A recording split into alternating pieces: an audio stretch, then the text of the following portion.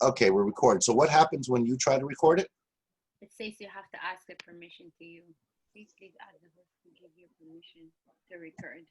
Okay, I don't see anything popping up on my screen that allows me to give you permission. I'm not technologically inclined.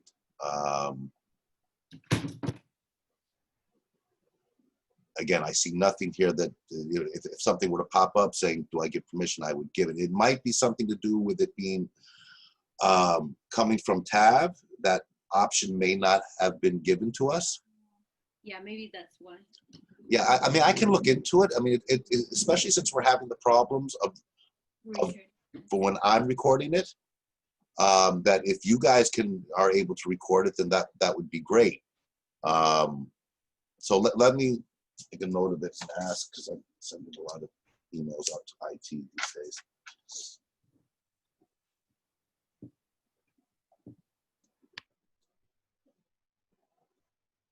All right. And another one on my list. Again, so we're recording now, so we're going to move into, we're going to proceed similarly as we did last Monday, to look at Act 2, and I do want to get through Act 2, because if I'm not mistaken, we don't have class next Monday, right? Because it's Labor Day. And I want us to get through Act 2, and then there's going to be this 2-week gap, which will really, I think, give you guys an opportunity to go back and look at Acts 1 and 2 as in preparation as you prepare to read Act 3. All right. I mean, I encourage you strongly, since we are going to have this 2-week break with the holiday next Monday, to go back and be sure you read Act 3, obviously, but also to look back at everything. Remain familiar with it. If you're away from it for too long, it's going to be harder when you come back to it. All right, so try to spend a little time. You're going to have to be reading Act 3 anyways. But it's a good opportunity, especially after we go through it in such detail here in class. It's a great opportunity to go back and reread at least certain sections of it, remind you what's happening, how that meshes with what we're discussing here in class as preparation to have a better and fuller understanding of Act 3. Do we have to read Act 4 on the day off? You know, I'd love it if you read the whole play over the next 2 weeks, but no, I mean, no, I'll be wanting to go over Act 3. You know, we'll figure a way to catch up on things. I don't want to rush Othello, because I want to be sure that when we finish Othello, you're comfortable enough with the language that we can go in greater depth with Julius Caesar, move a little faster perhaps. So by all means, read up to Act 4, finish the play if you can. I mean, if for those of you who, hopefully some of you are enjoying it, you may want to. It's not necessarily a chore. It can be a lot of fun. But certainly have Act 3 read for our next class, because we're going to go over Act 3 when we return. So again, this is why is this all? I want to put this. Everyone should be talking publicly here. I'm going to set this on public. Everyone publicly. Oops, I lost you. Okay. Oh yeah, because a lot of these are coming to me privately, and I prefer if you make it public so everyone can see your questions. If you have things that you want to talk to me about truly in private, best way to do that is to contact me through Maya. Obviously, when we're in the class, everything should be public, because your questions are going to help other students and help me, obviously. But if I'm the only one seeing them, then I have to read them out loud and so on. So what's the comment here? It seems that Iago is the main character of the story, because the story seems to centralize to him, surround him, and we always see his point of view. Well, it's a great observation, right? I mean, we know it's about Othello because of the title, But what are we seeing so far through these first two acts? Yeah, Iago is dominating the page and the stage. I mean, one of the things about Iago, certainly at this stage, and it's a great observation because we want to see if that is maintained as we go through the rest of the play. In our minds, knowing that the play is entitled, Othello is the title of the play. But Iago is so dominant in these first two acts. I mean, it's as if he is controlling and directing everything that transpires. I would argue as well, he's certainly the most intriguing character at this point. And it comes back to what I was saying earlier. You know, the others, even Othello, who's so noble and so articulate and, you know, so highly praised by everyone, a real noble general. But, you know, he doesn't see what Iago's doing. The only ones who see what Iago's doing is us, really. Rodrigo to some extent. But, I mean, that's what makes Iago such an intriguing character. Remember what I was saying last week as well. You know, is Iago just pure evil? You know, and the reason I bring that up is often it's interpreted as such, but, you know, I think it's important that we reflect on some of the things that Iago says, and it's going to come back to this again in Act 2, and we saw this very much in Act 1. His ideology, if you will, concerning the individual's ability to control his or her own destiny. Remember the speech about the will. We have a will to control things. You're going to go drown, you're going to kill yourself? That's weak. Be a man. You have control over your own destiny. Don't let this, you just have to fix it. So what is Iago doing? Well, I think it's going to become a little clearer, certainly as we go through Act 2, because, you know, certainly Iago is out to hurt Othello, right? And he's listed a number of reasons as to why. Could be because he was passed over for promotion. Cassio got the promotion and he didn't. There's this suggestion of the rumor that Othello slept with Iago's wife. It's one of those, at this stage in any case, it's a bit of a conundrum as to why Iago is so set on this idea of revenge. It seems to be revenge, but as we discussed last week, okay, got passed over for promotion. Yeah, that can be a problem, but then when can we make the argument that Iago is overreacting for something like that? You know, work harder and get the promotion. Of course, in his mind, he is working harder in a sense to get the promotion, as we see in Act 2, because he's out on his quest to get at Othello. Well, first he's going to take out Cassio and then manipulate Cassio. So what does he do in Act 2, as we know from reading it, is he creates a scene, a scenario. He sets everything up so that Cassio is no longer the lieutenant. He's demoted, right, by getting him drunk and then having Rodrigo provoke him and that whole fight and so on, and then losing his honor and his behavior. And there's a lot to look at in that scene in terms of how Iago, again, orchestrates the whole thing, right? You certainly are getting a clear picture of his role in driving the whole story. And yeah, you know, very much what is Iago is manipulating, but it's a very particular kind of manipulation in terms of how he's using language so elegantly, and that's in the scene we're going to look at, and his way he's engaged in depreciation to fool and deceive in very sophisticated ways. I mean, these are powerful people he's toying with, if you will. I mean, Othello's are very powerful. We had Desdemona's father, a senator, and so on. Other questions? One example of what? Someone's asking, if you don't mind, can you share one example of his manipulation? Of his manipulation. Well, we saw it in the first act, right? So we can review and think about what we saw Iago doing in the first act in terms of this manipulation. I mean, there's a number of examples. Somebody want to think of one potential that you remember from Act 1 or from Act 2? I mean, do we all agree that he is manipulative?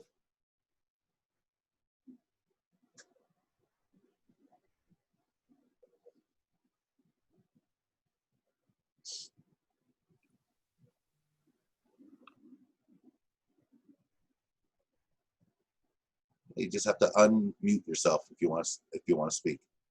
Yes, I'm encouraging you to do so.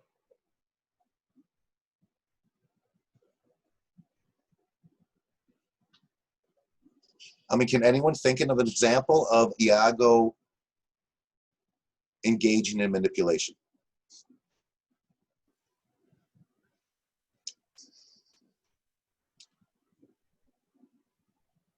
When he was taking money from Rodrigo because he was blackmailing him, he was telling him that the more money he gives him, that he will make sure that he would get. I forgot the name. The girl's name. Well, no, that is an example, right? We learned that he's been taking money from Rodrigo. Why is he taking money from Rodrigo? Because yeah. You continue. Well, I mean, it's because Rodrigo's in love with Desdemona, yeah. and Iago is saying, "I will help you get Desdemona, and but you have to give me money."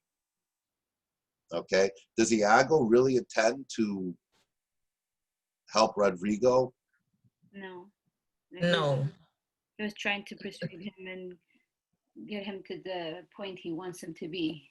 Okay, so and how is that manipulating Rodrigo? Why does he need Rodrigo? Right, he's manipulating him, but why does he even bother with Rodrigo?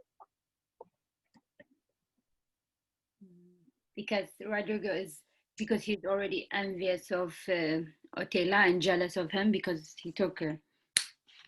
I don't know the name. I keep forgetting the name, and he's already worked up. Like he wants to act like he's already in ticking bomb. If anything can happen, he can push him a little bit. He's already there. He needs him for his own good. See, manipulation is usually to manipulate somebody is to get them to do things that benefit you, right? I mean, certainly in the Iago case, this is what we're seeing. He's using Rodrigo, right? Because he can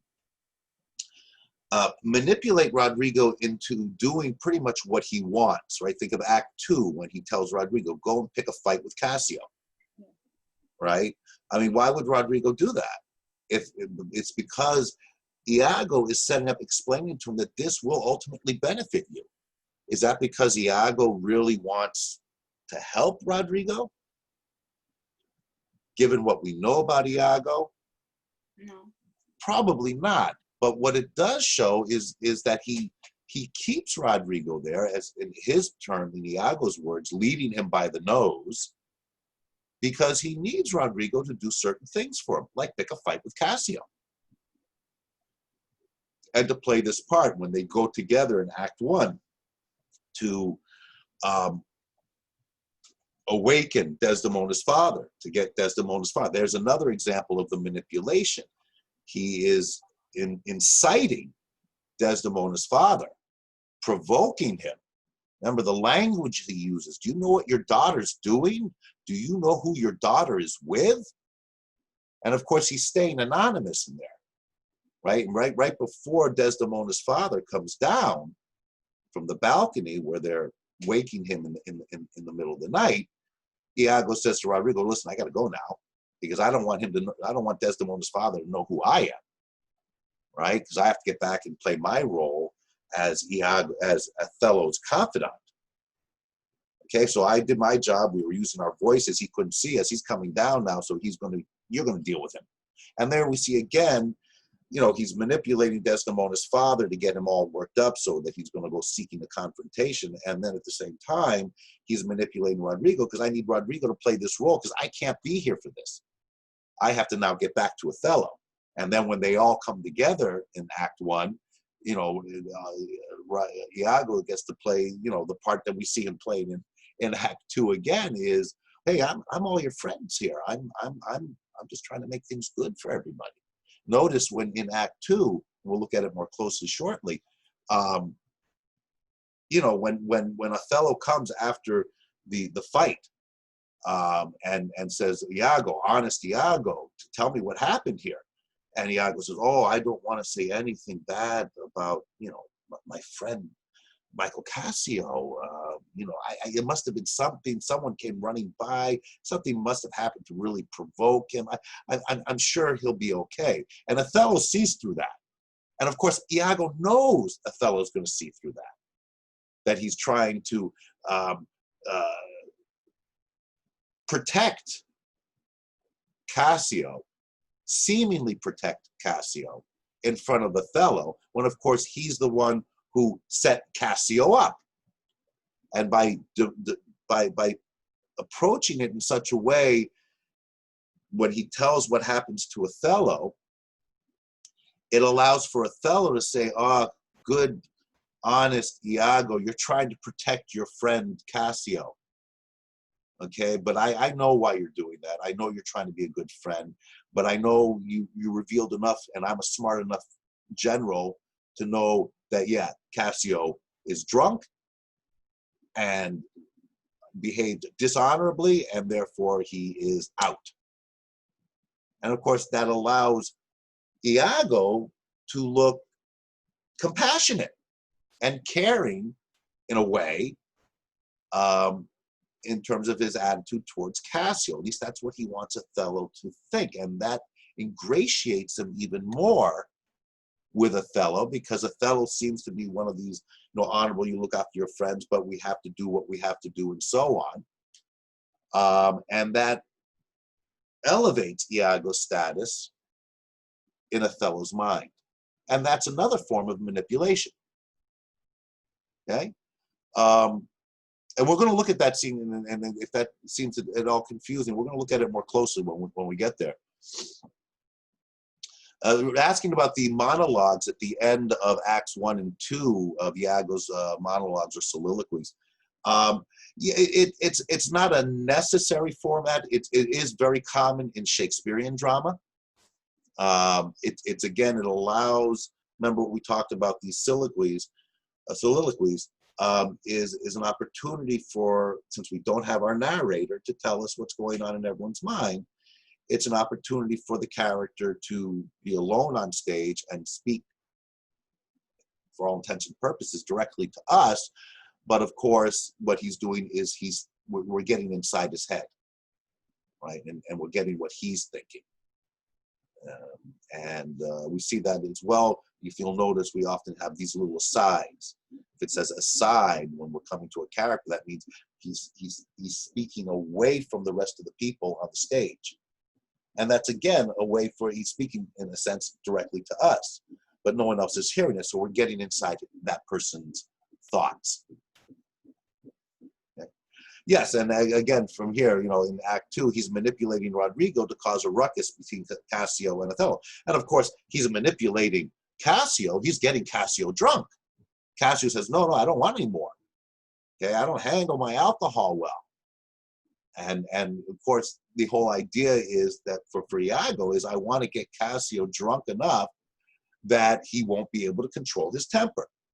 And then I send Rodrigo in there, and Rodrigo's going to provoke him, you know, say something really nasty.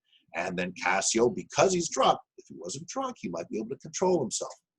But I need him drunk to make sure he doesn't control himself, because I need him to behave in such a way that Othello is going to demote him. So that whole banter about drinking is again, we're going to look at that, is Iago You know, oh no, I mean, some of you may have been in that situation. You know, no, I don't. Someone doesn't want any more drink. Oh, come on, have one more. It's a celebration. You know, the Turks were all lost at sea in the storm. The war is over, and Othello's married, and it's a celebration. Because remember, in that very, very brief scene 2 in Act 2, right? It's to announce that yes, everyone celebrate. The Turks are gone. We've won this battle, this war, and we're also celebrating Othello's marriage. So let's have revelry. Let's have fun. So I mean, I hope that gives you. And we're gonna. And I'm glad it was brought up because I want you to be attentive to these manipulative ploys that Iago engages in. Right? Because it comes back again to that question I was saying earlier. How is he that successful because he's that good at doing what he does? Should other people have picked up on it? Again, that speaks, I suppose, directly to the idea, and we're going to see this really play out in the later acts. When it comes to Othello, should Othello have known better? And again, for those of you unfamiliar with what happens, I don't want to give anything away because it's such a great play and a lot of fun to read. But it's a question you want to be asking yourself as you go into the later acts. How much are we to be disappointed with Othello?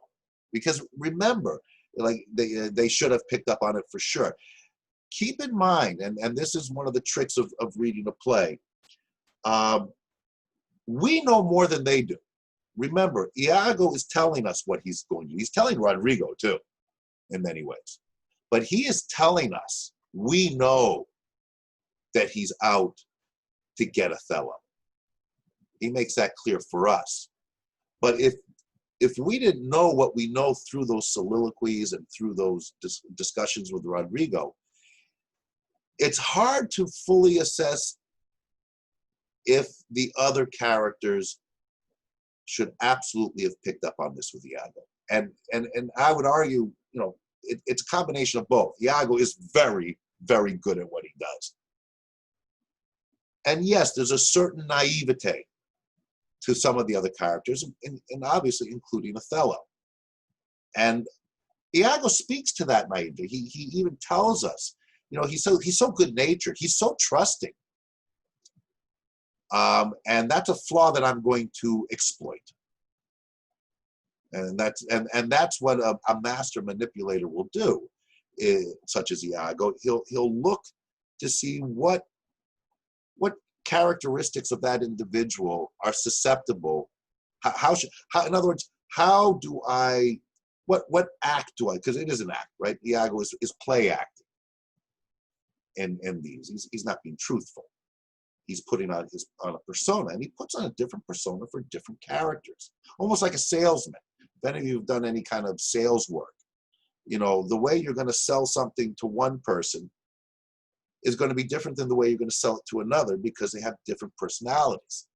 And a good salesman will pick up on one's personality and say, okay, I'm gonna do this kind of a pitch, this kind of a sales pitch, and with this one, I'm going to do this kind of a harder one, whatever. Okay, so you want to be looking at, and it is challenging, but you want to be looking at all these things and always be reminding yourselves what information we have that, say, Othello does not. And therefore, it becomes a little more obvious to us what Iago is doing, obviously. But it's possible we can conclude that Othello is really gullible. But reserve your final judgment on that, I would suggest, until we finish the play. But at this stage, if you feel, I love this, you know, they should have picked up on it for sure. You know, that's the type of thing I'd like you should be writing down. Okay, because I want as we go through the play and the process and the plot and characterizations unfold, to see if the things that you're observing and sensing now change as the play progresses. It may not. You may still say they should have known and they're all really naive. But if you're picking up on that now, you want to basically take the attitude, okay, let's see if that observation changes. Right? And it can be, whether it's that they're all naive or anything else, any other observations you make about the characters. If you write it down now in your book, on a note bag, I use index cards. I've got index cards all over the place. So I can write down my notes and see, look them back, and I date the index cards. It says, so when I read this, Act 1, Scene 2, and so on, this is what I was thinking, and so on. And then I come back to it as I progress and compare it with what I'm thinking later on. I find it, and that's having, when I'm reading Othello for what, the 10th, 11th time, something like that. Still seeing things that I didn't see the last previous times. All right, does that help a little bit with the idea of manipulation? And of course, anticipating quizzes, anticipating midterm exams and things like that, manipulation is important in this play, right? I mean, we have Iago. So it's a theme, it's an idea in the play that you want to keep in mind throughout our engagement with the play. Any other questions at this point before, any questions about Act 1 before we jump into Act 2? I'm just going to pull it up on the screen. Let's just take a quick reminder of what transpired, certainly towards the end of where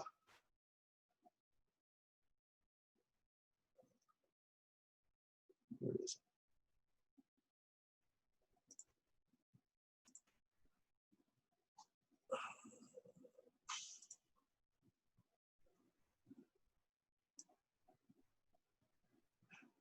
And it's something that you might want to get in the habit of, depending on how much time lapses between your readings, is it's always good to just remind yourself how the previous act ended, because it's obviously meant to transition into the next act. So, do we remember what's happening here at the end of Act 1?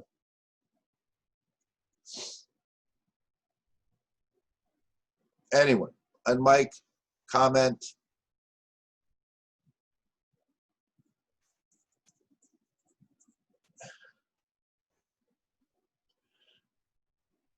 Of just the fundamentals. What happens that leads up to this? Remember, they're sending Othello where?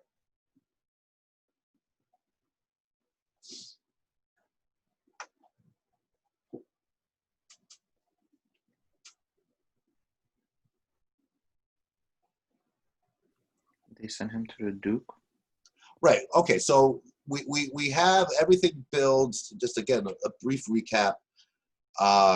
It starts off, Othello is married Desdemona. We know that Iago and Rodrigo get Desdemona's father all worked up. There's a confrontation, but everyone has been sent for by the Duke. Why? Why are they all meeting with the Duke? Because there's a war with the Turks.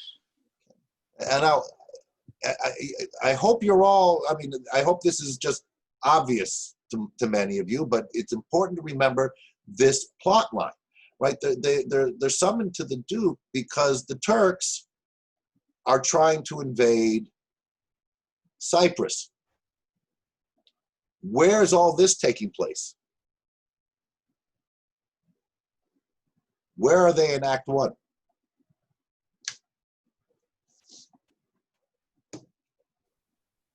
Venice? Yes, they are. Yeah, these. I'm asking some fairly obvious questions at this point, but it's important to always remember where we are in terms of the setting, right? So they're in Venice.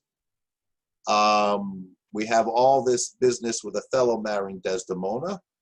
This is, for some people, an issue because Othello is a Moor, right? So we talked about this last week, we have these elements of racist overtones in the way they describe things, especially in terms of Desdemona and Othello's relationship. It's certainly part of the manipulative process that Iago goes through when he is trying to enrage Desdemona's father, right? If you remember, the language is peppered with racist overtones and sexual innuendo. Do you know who your daughter is sleeping with? Is right, and again, very much in with that racist overtones. So a question here, will Iago and Rodriguez speak of the Desdemona's heart come up again, or was it just used to establish their dislike of Othello? Great question. Answered and answerable. You'll be able to answer it yourself as you continue to read. Okay. One of the things I don't like to do is I want to stay on the readings that we have. But it's a great question, because if you have that in mind, you can be anticipating, and you may ask yourself, was it just to establish their dislike of Othello, or is there more to it? And that's exactly the type of question you should be keeping in your mind as you continue to read. And it could be, an observation that could be very relevant to an essay you're writing or answering questions and so on. I remember one of the other questions we came up with that came up last week, which I thought was another interesting one, is if Othello is so enamored with Iago, honest Iago, trusts Iago with his wife, why didn't he promote Iago in the first place? Why did he promote Cassio over Iago? Right? And it's one of those questions that, is in my mind again as I'm reading. And is there a reason for that? And as I will tell you, we'll see. And it's something that we want, if that's written down on your index cards or in your notebook, why didn't you just promote Iago? It's something you revisit when you finish the play, as you prepare for a quiz or as you prepare for an exam, or just out of your own curiosity. Okay? I mean, there's a lot going on there. I mean, one of the big things about the provocation of Desdemona's father is also, it's not just to establish their dislike of Othello, but it's also to establish for us within the parameters of the play these racial overtones and these sexual overtones.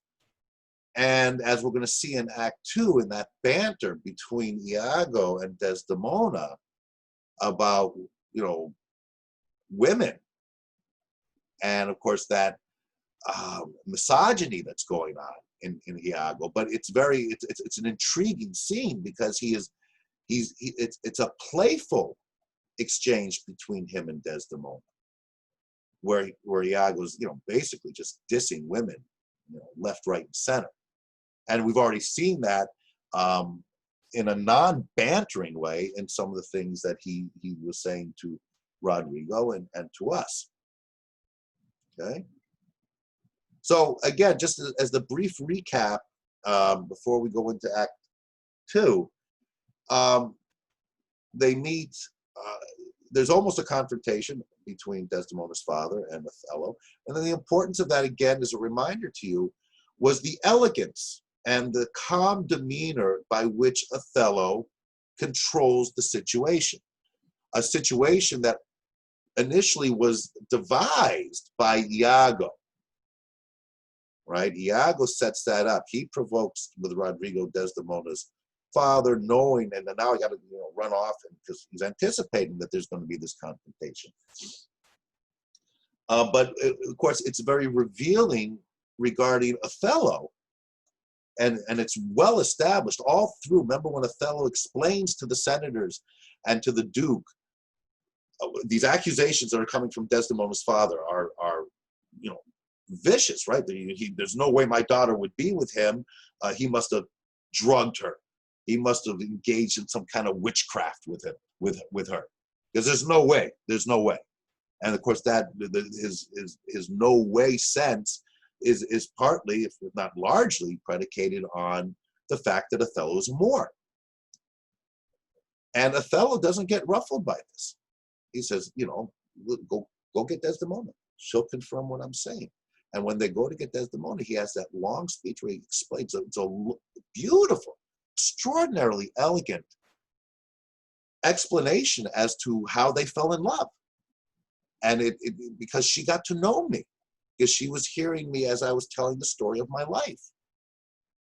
And she fell in love with me because of these elements in my life, not just as Iago accuses or tells Rodrigo all the time, not just because it's lust and it's going to pass. No, that's deep. I know you. I've gotten to know your upbringing and who you are.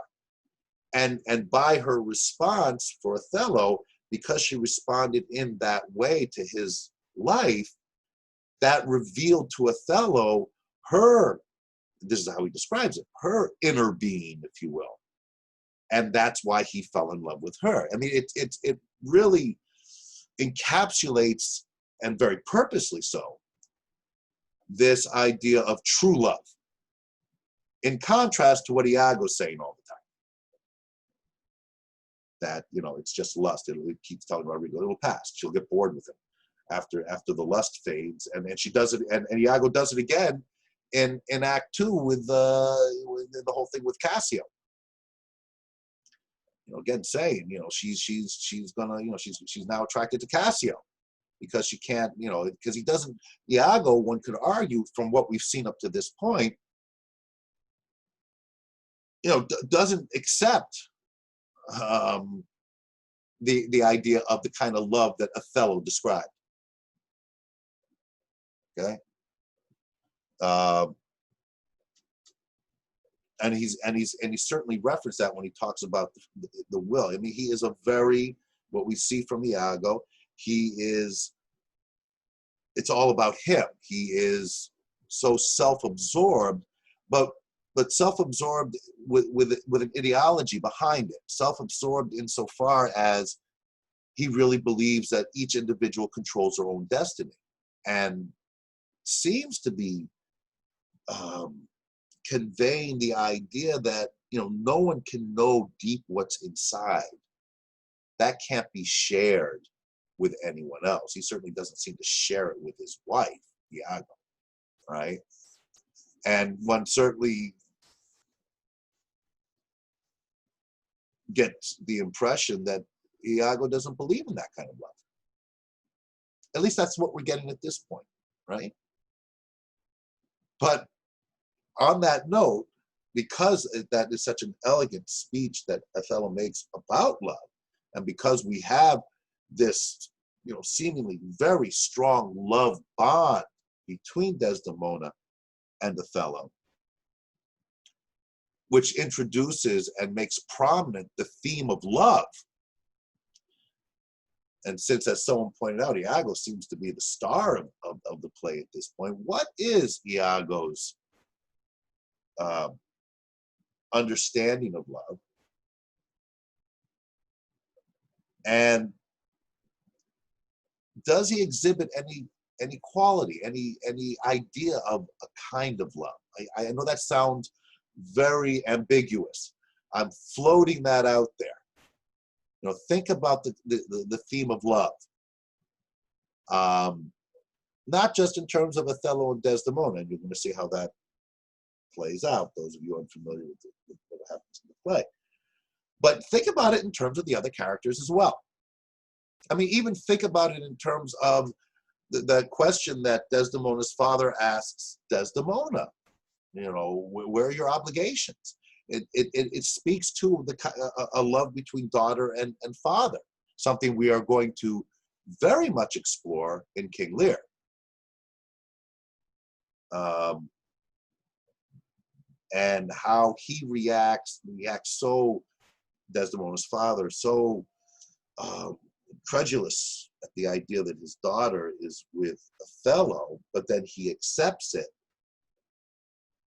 But remember, at one point he says, I have no daughter, right before he finally accepts it and so on. So what's that? And it comes back to the question, that whole scene with, provoking Desdemona's father, is Desdemona's father going to reappear? And in what capacity if he does? Okay. So we have the confrontation where Othello elegantly defends himself, doesn't lose his temper, acts honorably, nobly. He does a bit of self-depreciation, right? He says, I know that I don't speak well, but of course he does speak well. He speaks beautifully. He seems to be in total control. Everyone praises him, but he's always saying, oh, I may not be able to do things really that well, but I do my best. That's a rhetorical device, right? And Iago uses it as well. The question is, when Othello does it, is he engaging in a similar type of rhetorical, perhaps even manipulative, salesman-like engagement? Right? Because he is, again, and one certainly gets the sense that Othello very much knows his strengths. And we get that again. He seems so in control of this situation where he is being accused of such vile behavior. And he doesn't lose his temper, and he handles it masterfully. Right through. Okay, and again, just to recap, then they go off. It's accepted reluctantly by Desdemona's father, this marriage, and then we had that, again, important scene when, okay, Othello, you got to go off to Cyprus. You got to fight the Turks. And okay, Othello says, but what about Desdemona? I need to know that she's safe, and that we'll go to her father's. No one wants that. And it's Desdemona who says, you know what? I know it's unorthodox. This is usually not the way we do things at time of war, but let me go with my husband. And it's important on two levels. One is that this was, really not done because the thinking was that if your wife is there, she's a distraction. Going into Iago's idea of relationships that are just about carnal lust. And Desdemona, with obviously Othello's approval, or not that she needs his approval, it's important that she says, I'll go with him and no need to worry. And then Othello confirms that.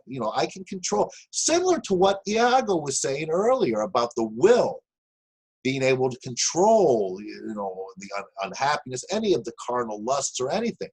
If you can't control it, you have a weak will, and therefore you're less of a man. That's Iago saying that. But Othello kind of confirms that when he agrees, to have Desdemona come with him. He reassures people and says, I know what you're thinking, but, give me some credit. All right? I'm not going to, lose my focus because of my, carnal lust for my wife. Give me some credit.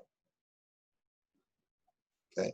And again, that is reflection of what Iago was saying, just in a very different context and in a very different way.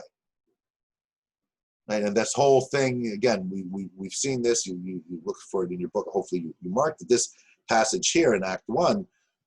Well, come be a man. This is when Rodrigo was saying, I'm going to kill myself and whatnot. And everything in this area here where he goes on about the will and have control. And this whole, it's almost like a speech to get Rodrigo back in the game. This could be a coach on the sideline.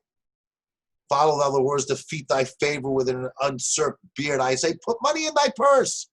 It cannot be but Desdemona should long continue her love to the more. Put money in thy purse, nor he his to her. It was a violent commencement, and thou shalt see an answerable sequestration. Put but money in thy purse. These moors are changeable in their wills. Fill thy purse with money, the food that to him now, etc., etc. Again, this is Iago. You know, I don't want to lose Rodrigo. I need Rodrigo. I need someone to send in and do certain things for me. So Rodrigo, come on, man. Get back in the game. Iago plays, again, like the consummate salesman. The way he will lead Rodrigo by the nose is very different than the way that he'll lead Cassio by the nose. He changes his approach, his manipulative approach, depending on who he's dealing with. Good morning, Derek. I have a question. Yes. What is the phrase that put money in the? Why is he talking always with the money? The money? Well, because he means something, or sorry. Yeah, it means something, or it's well, just it's pretty much what it's. You need money because you're going to give me money. It's a good question because why does Iago emphasize the money so much? Well, remember, he is taking money from Rodrigo, so okay. He wants Rodrigo. He's been taking money so that Rodrigo can to help Rodrigo get Desdemona, and now Rodrigo's saying, well, "I'm out, man. I'm done. She's married Othello. It's over." And Iago's going, "Okay, hold on. Yeah. I'm glad you asked this because it's not just that I need you to do certain things for me, but I also need your money." Mm. Okay, and Rodrigo, is taken in by it. The force and power of Iago's character, and we see it very much in this approach towards Rodrigo, where he almost browbeats him into doing things. Be a man. And make sure you bring lots of money. And then the way he uses them, so Rodrigo in Act 2, as we're going to see. In Act 2, Rodrigo gets, beat up. And, and Iago's going, yeah, come on, suck it up. That's good. Made it more authentic. All right. Let's get into Act 2 a little bit. All right. I do want you to be always familiar with the previous acts, okay? So if you have questions about Act 1, ask them now.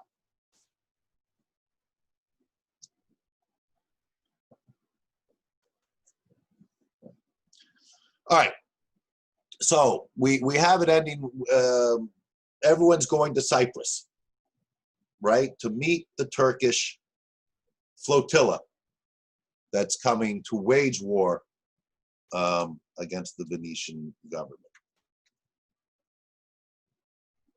What happens at the beginning of Act 2?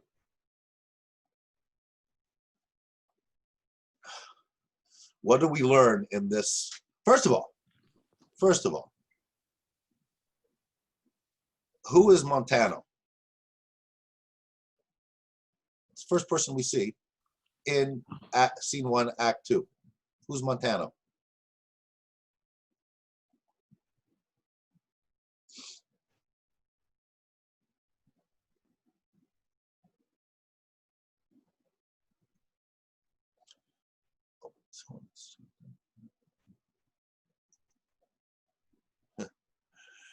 Okay, and how do we know that?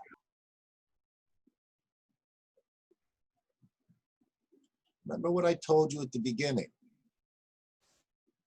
right? When you see a character, we haven't seen Montana before.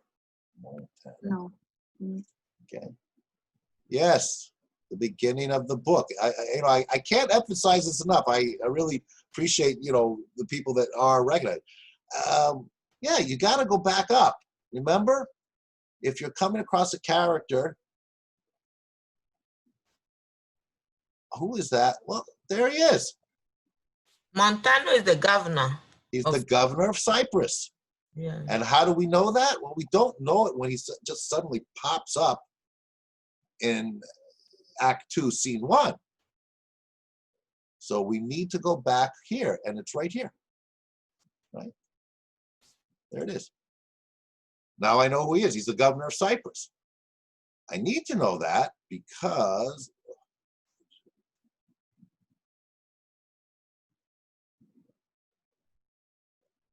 it explains. I mean, why would this person be here? What is his role? Is he nobility? Is he just some fisherman? Whatnot? No, you need to know. We know we're in a seaport of Cyprus.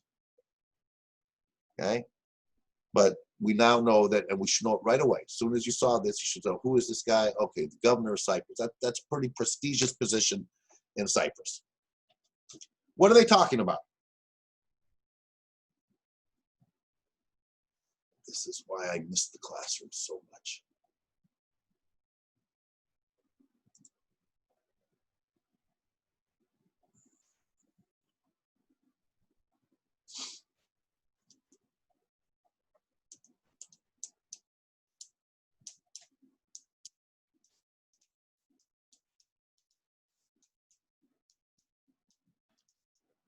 Anyone prefer to do it in the chat? Do it in the chat, or you can.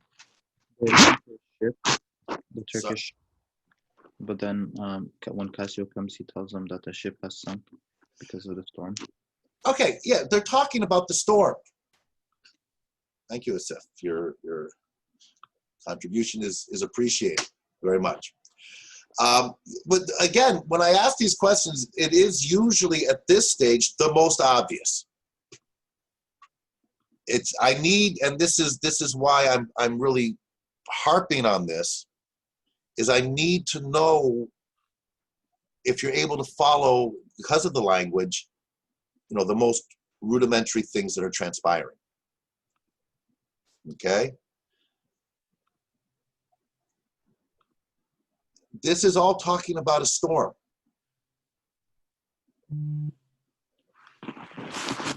Okay?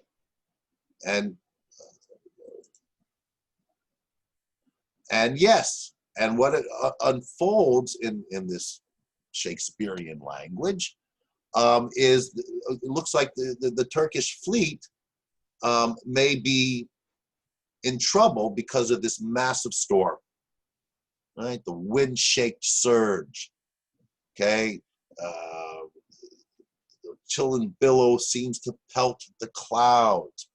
And the Montaigne say, if that the Turkish fleet be not sheltered and embayed, they are drowned. If the Turkish fleet did not find shelter, sheltered, or not find embayed, found a bay where they could put their ships, which is out of the main part of the ocean, they are drowned.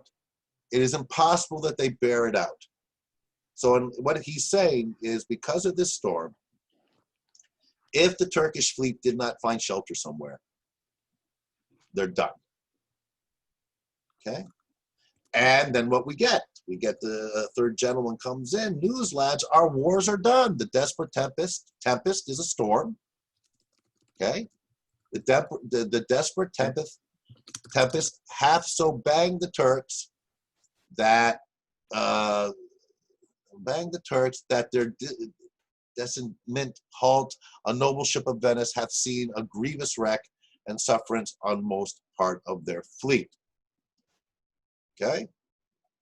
You know, even if you're not, and this is important, especially those of you who are maybe having any kind of anxiety over the language. There's a lot of words there, and it's the way it's phrased. It's like, you know, what's going on here? At this stage, you know, don't let yourself get overly anxious about it. What you do is just pull out what you do know from it. And remember, your edition of the book should have a lot of the annotations at the bottom that will help you with certain words that you may not be familiar with. But you just, at this stage, what I really want you to reach for is just to grasp the gist of what's being said here. Okay? So, you know, news lads, our wars are done. Well, we know that the wars that they're talking about hasn't been fought yet. And then the tempest, once you understand what a tempest is, and you should know it from what's coming up here, you know, that the Turks are in big trouble in terms of their fleet. Okay? The ship here that put in is, it's Cassio. Okay? Lieutenant to the warlike Moor Othello.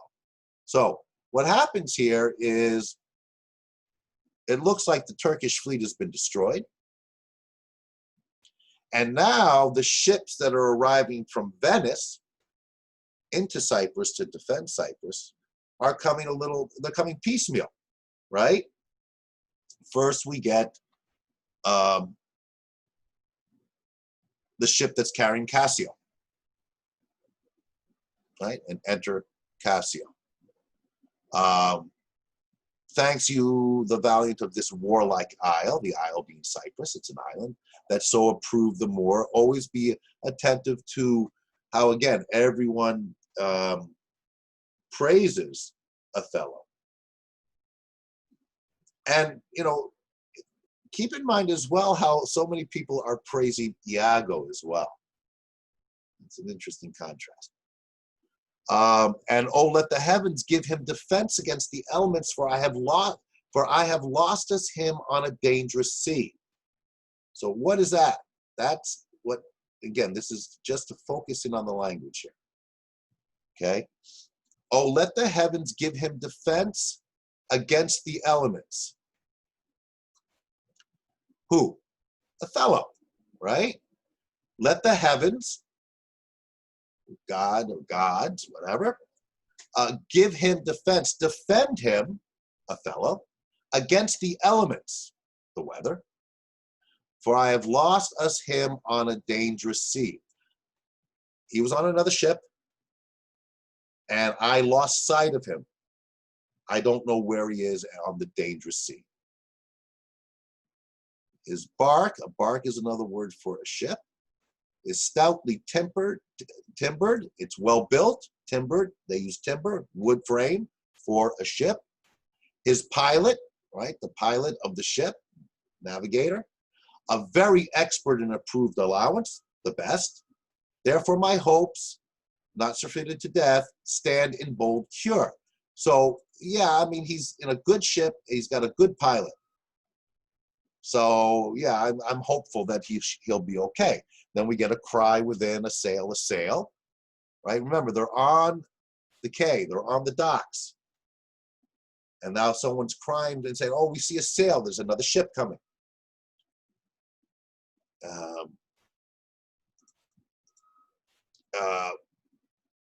A fourth gentleman comes in, guns heard, right? What does it mean when guns? They do discharge their shot of courtesy. Our friends at least. Guns heard, this is off stage. Guns are fired in type of guns that were fired indicates to the people that it's been identified that the ship that is coming is friendly.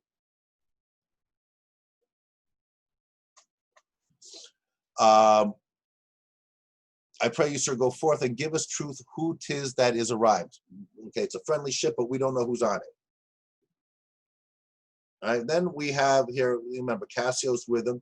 And this here is important insofar as it's starting to unveil the next kind of Iago plot manipulation, if you will.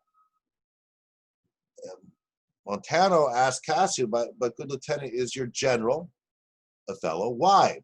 Is he married? Most fortunately, he hath achieved a maid that paragons description and wild fame, one that excels the quirks of blazoning pens, and in the essential vesture of creation does tire the ingenier. Okay, now ingenier is kind of like, you know, someone who is a genius. Okay. Cassio's praise of Desdemona is high indeed. Okay. And it's important to take note of that. And, you know, you ask yourself, why? What does this have to do with what's going on now? Well, we're going to come back to it. And remember, this is something that Iago is going to really jump on in terms of Cassio's high praise of Desdemona that seems to maybe be overpraised, suggesting that Cassio may actually have desires specifically for Desdemona. The second ship that was identified, tis one Iago, ancient to the general. And Cassio's response, he has had most favorable and happy speed, tempest themselves, high seas and howling winds, again emphasizing what the storm is. But what he's all happy about, right? I mean, it's not Othello, but it's Desdemona. Because remember, Othello left Desdemona with Iago.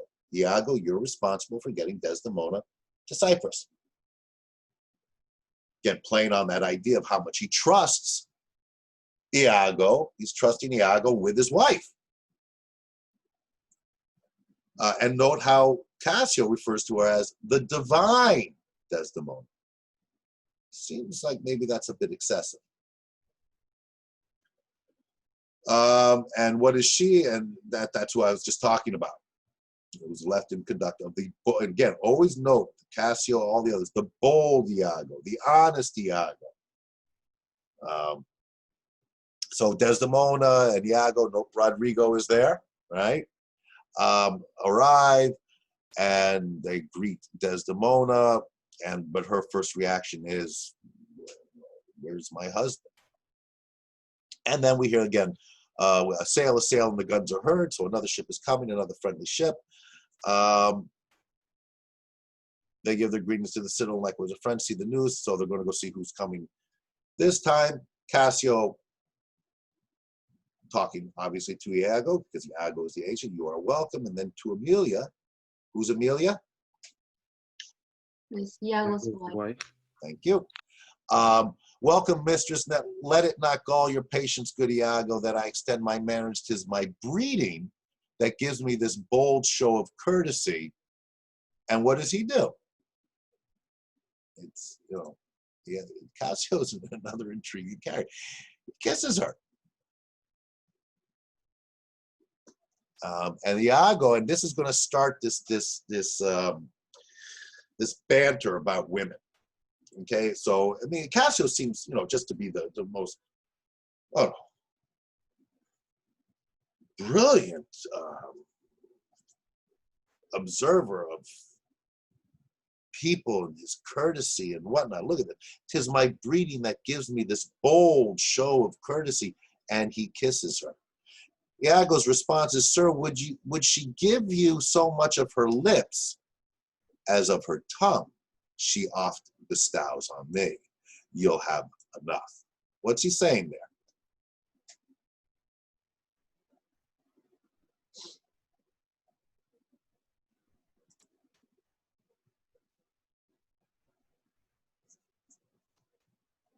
I'll come back to that question in a minute.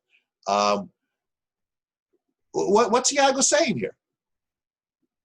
Right? So Iago's wife's there, Cassio, who's, remember, for Iago, one of the reasons that we think that he's really angry at Othello is because this guy Cassio was promoted over him. Remember what he says about Cassio in that first act? He doesn't deserve to be a lieutenant. He doesn't know. He hasn't been in the kinds of battles I've been. He's a thinker.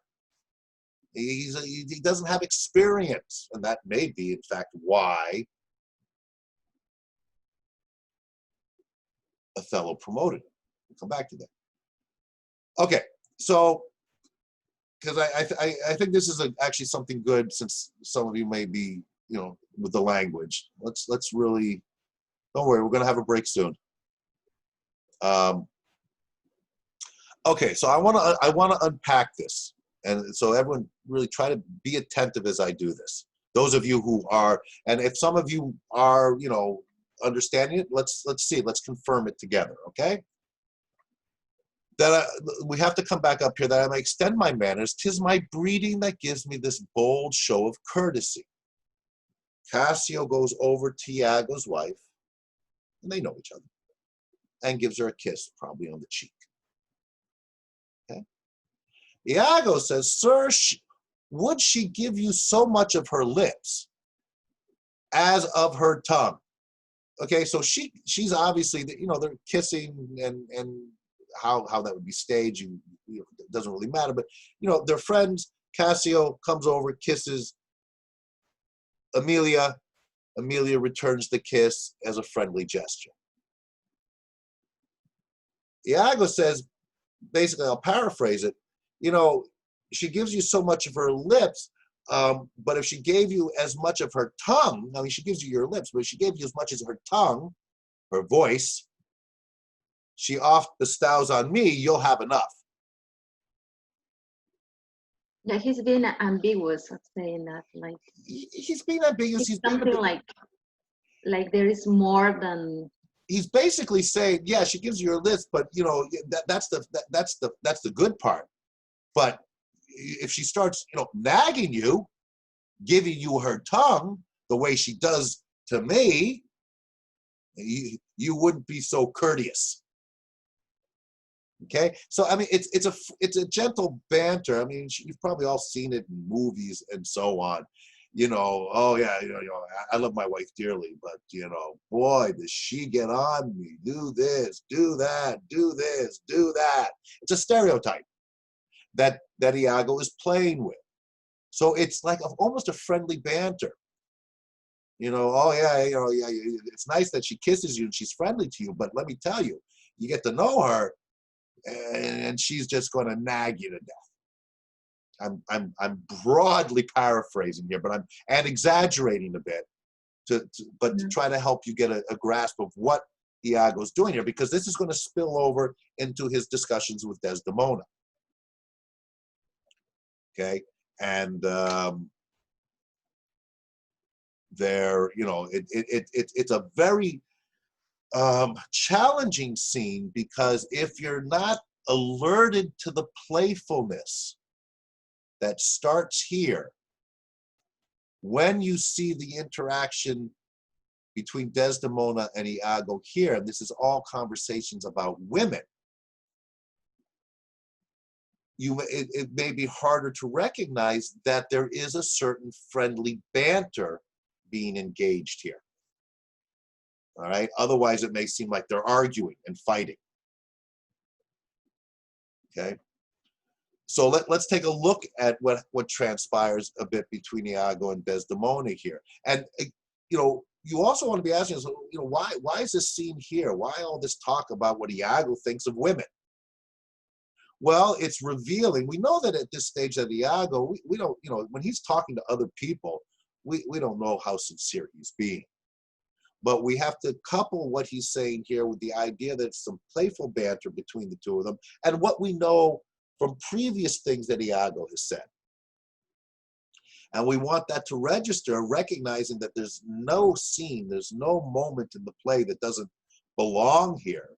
And if we're not sure why, goes back, again, why the scene with Iago and Rodrigo and Desdemona's father, if we don't know exactly why at this point, we want it written down, we want it registered so that we can see what may come of that down the road. In this case, what we're going to be getting is some very rigid, misogynistic attitudes towards women coming from Iago. From what we've seen earlier, it's fair for us to say, I think Iago really believes this. I don't think Iago has anything nice to say about women. And he is basically doing that here, having nothing nice to say about women. But he's doing it in a playful manner, which hides from his audience, Desdemona and Cassio, how serious he is. I know that's maybe a little bit difficult to understand, but it fits in with Iago the manipulator, the master manipulator. he's able in this scene to say what he truly believes, perhaps, about women, but in an environment, in a context that it seems like just joking and banter, so that people are not taking it seriously, even though he may be very serious in terms of believing these things. And this speaks again to rhetorical devices and communication skills that are masterfully able to deceive. Even when it's like hide in plain sight. He's telling them this, but they're not seeing it because they think he must be joking. Okay? Let's take a little look at that and then we'll have our break, okay? Alas, she has no speech and faith too much. I find it still when I have to list to sleep. Marry before your ladyship, I grant. She puts her tongue a little in the heart and chides with thinking. This is, again, this elevated Shakespearean type of language where he is, half joking, saying, she just using tongue as a voice. Okay? You have little cause to say so, says Amelia. And of course she's Iago's husband, Iago's wife. So, she's probably heard this before in some context. Come on, you are pictures out of doors, bells in your parlors, wildcats in your kitchens, saints in your injuries, devils being offended, players in your housewifery, and housewives in your beds. Okay, I mean, this is, he's really playing with stereotypes. Stereotypes that would be, very much considered misogynistic stereotypes today. Desdemona's response, oh, fie upon thee, slanderer. Okay. Oh, nay, it is true, or else I am a Turk. You rise to play and go to bed to work. I mean, really unpack this. You rise, you get up in the morning to play. And you go to bed to work. What is that suggesting?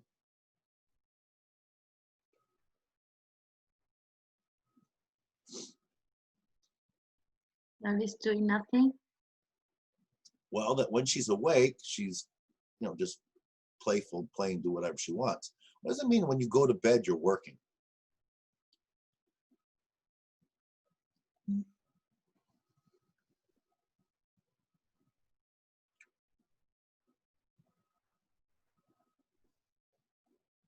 What profession makes their money by being in bed? A prostitute. Okay. Thank you again. Prostitution. Yes. Okay. Now, it's not to harp on it too much, but this is a great example where you can see the way this language is working. So yes, he's saying, basically, women are all prostitutes. We've heard him suggest that in previous places in the play. But here's a very different context. It's Desdemona and his wife. And we were alerted to the fact that he's being playful. So he is seemingly playing the part of that, really, that uncle you never want to be at your dinner table at Thanksgiving, who's going to say just the craziest things. Okay? So in this context, it really, and it's been played many different ways, and it is challenging for you as readers. But once you establish that there is a certain playfulness with it, then it becomes intriguing in terms of how Iago and Desdemona and her responses use language in so many different ways to be extraordinarily suggestive, almost as if they're trying to, hide from the censors and get away with some, pretty challenging language and provocative language. What wouldst thou write of me if thou shouldst praises me? This is Desdemona. This is the wife of Othello, asking Iago in front of Iago's wife and others, you know, what wouldst thou write? How would you praise me? Oh, gentle lady, do not put me to it, for I am nothing if not critical. See what you're saying? So, you know, don't ask me that, you know, because I'm telling you, and you can tell, I am a critical, and I will not, you know, I will tell you what I really think, of course, with a smile on his face, suggesting, you know, I'm going to play this game. I'll play this part of that rude uncle. And you people won't even be able to see that it's actually true, what I think. Right? Remember, he's always playing the manipulator. Come, how wouldst thou praise me? She repeats. I'm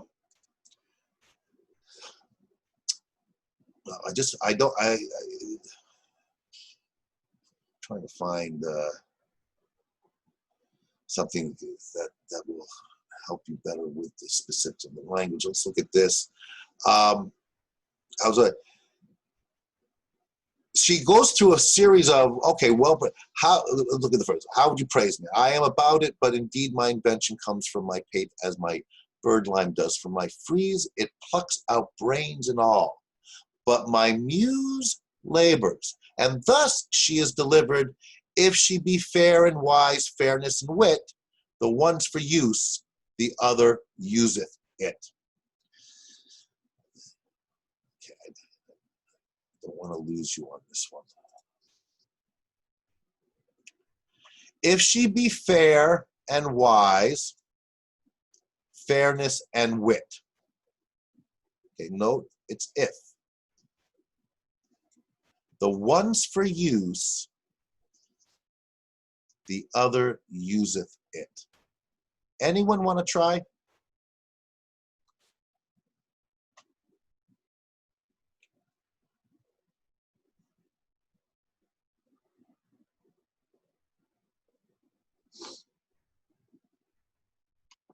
Hard for me to get it. It is hard, and I don't want to make things more complicated than they need. This is one of those passages where the language can get really difficult, and I think we're going to wait before I will unpack this specific means by which Shakespeare uses language or puts it into his characters' mouths. But what's the gist, right? There's a lot of ironic twists and playfulness with the language here. But what you need to know for now regarding this exchange is it's all, for the most part, degrading, right, in a playful way, women. Okay? Well praised, how if she be black and witty? Now, of course, what we're getting here is, black is not a random we put in there. Desdemona's, you know, asking, okay, you're going to tell us about women. I'm going to give you, what about this type of woman? What about that type of woman? What if she be black and witty? And of course, now we're getting into the racial overtones and Othello and so on. If she be black and there to have a wit, she'll find a white that shall her blackness fit. So she's asking, how would you describe or praise a woman if she is black and witty? Okay, so a couple things with this. What we're noticing is, who have we met in the play so far that is black and witty?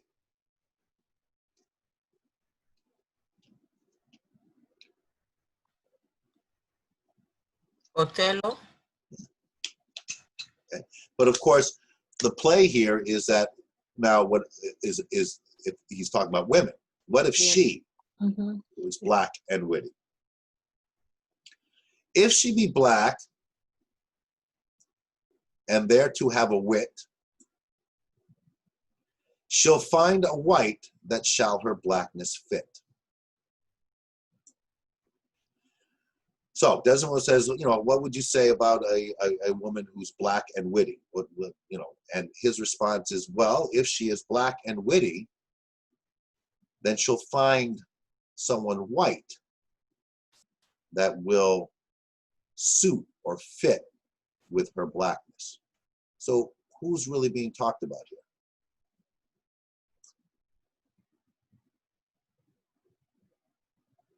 What was the question? What was the question? Who is? Who's being talked about here? This is the playfulness. Sorry?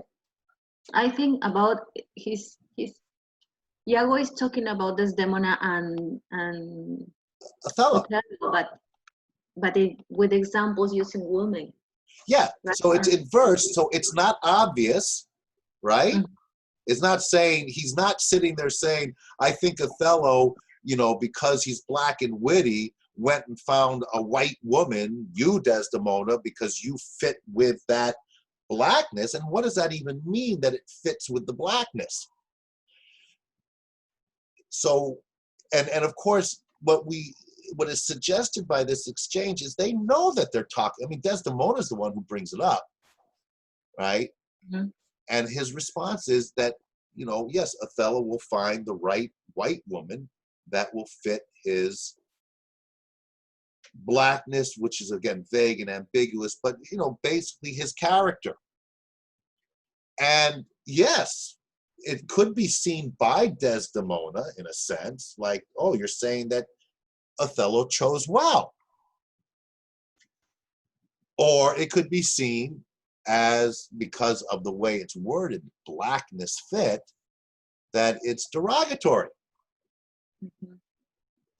Both are open. And this is where the playfulness comes in.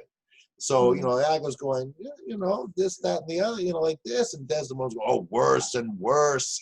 But it's playful, because Desdemona is, as we discovered earlier, is very strong-willed and quite smart herself. The key word here, and what this whole exchange is all about, and a demonstration of, is wit. This play, you can't really accuse me of saying anything absolute here, because I'm playing with the language, I'm playing with you. And Desdemona is engaged in that and doing something similar with Iago. It's almost like a word game with them. And of course, that for us, it becomes very much a word challenge in trying to understand where the puns are coming from and everything else. Okay, and the paradoxes and so on. So I mean, and I don't want, again, if those of you who are sitting there going, yeah, but I can't make heads or tails of certain things that they're saying here. What's most important at this point is to understand this idea that they are having this kind of playful exchange, and the discussion is about women. And, Iago is presenting some very derogatory ideas about women. But hidden in there, as they talk about women in general, right? What if they were, black and witty, and later on, fair and foolish? She gives them a lot of options. What about a woman who's like this? What about a woman who's like that? But of course, the play is that ultimately they're always talking about people that we know in the play, to some degree.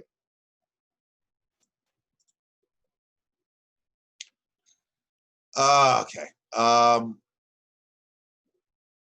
think maybe time for a break, everyone. Yeah. Yes? No? You want to go on? Should we go straight through? Yes. Yes. All right. It's 10 o'clock. It's 10:03. So let's come back for 10:30. I don't know if we're going to get through Act 2 today. I'm going to explain how I'm going to be proceeding from here. I have some ideas, and you are getting a quiz today. Okay, that will be marked. Okay. Okay, because remember, it didn't work last Monday because the server crashed. Okay, So keep that in mind. Any questions before we make, or just bring the questions when we get back. 10:30 sharp, and then we'll go through as more of Act 2. We may have to, we may not get through it all, but we'll see how it goes. Okay. All right, we'll see you soon. 10:30.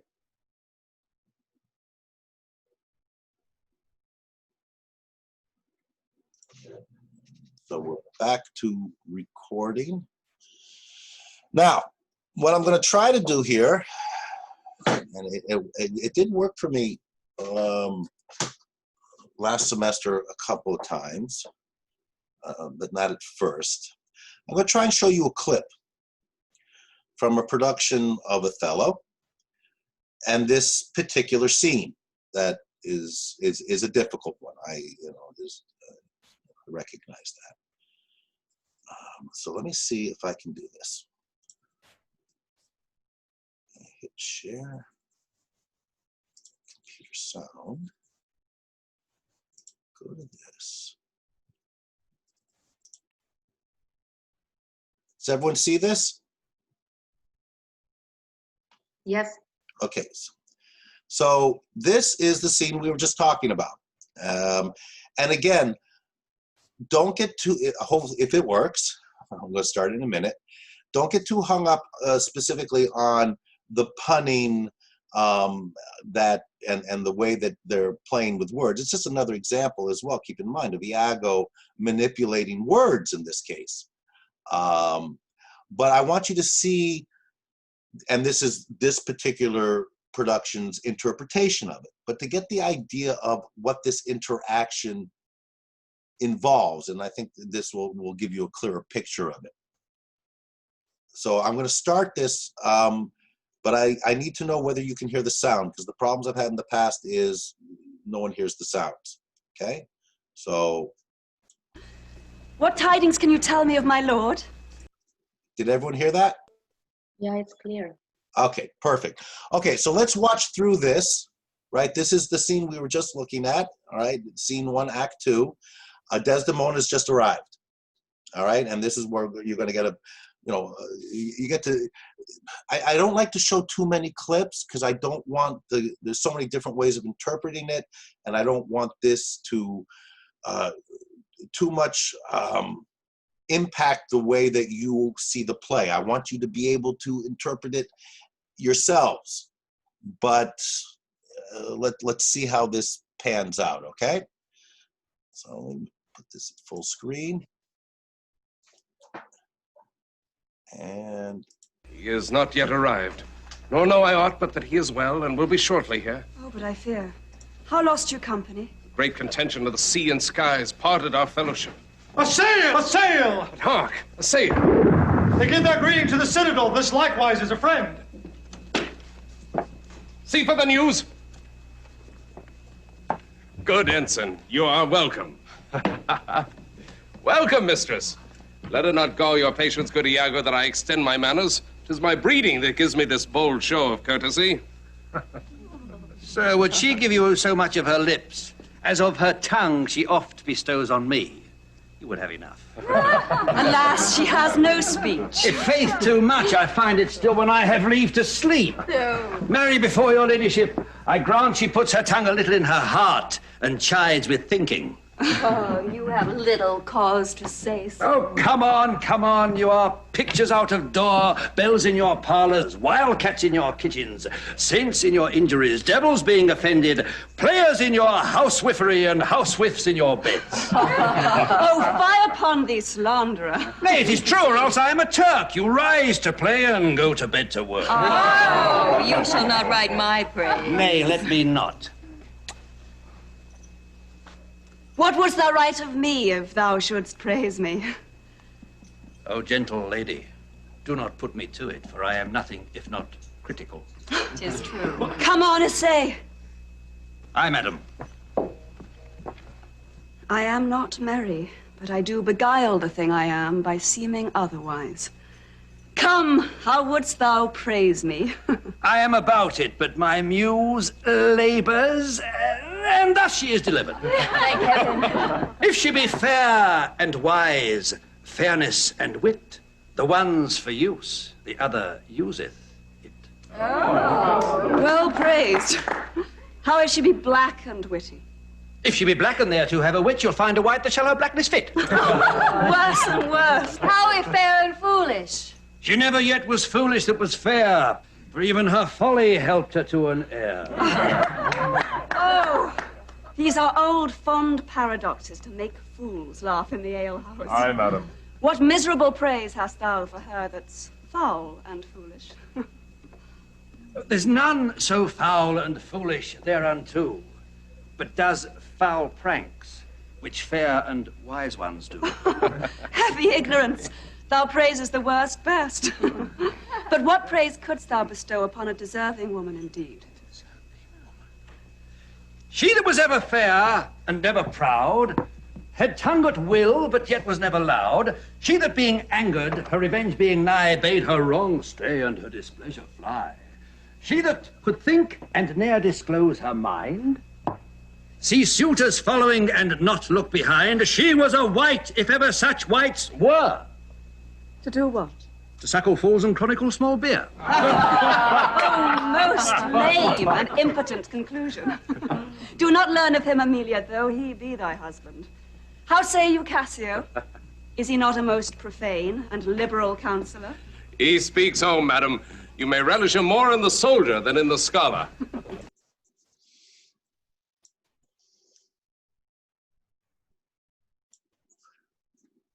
Okay. So, does that help a little bit to give you an idea of what's going on in that exchange? Yeah, Yeah. especially in ambiguity. Okay. So, yes, the language is, trust me, you will become more and more familiar with the language as we proceed.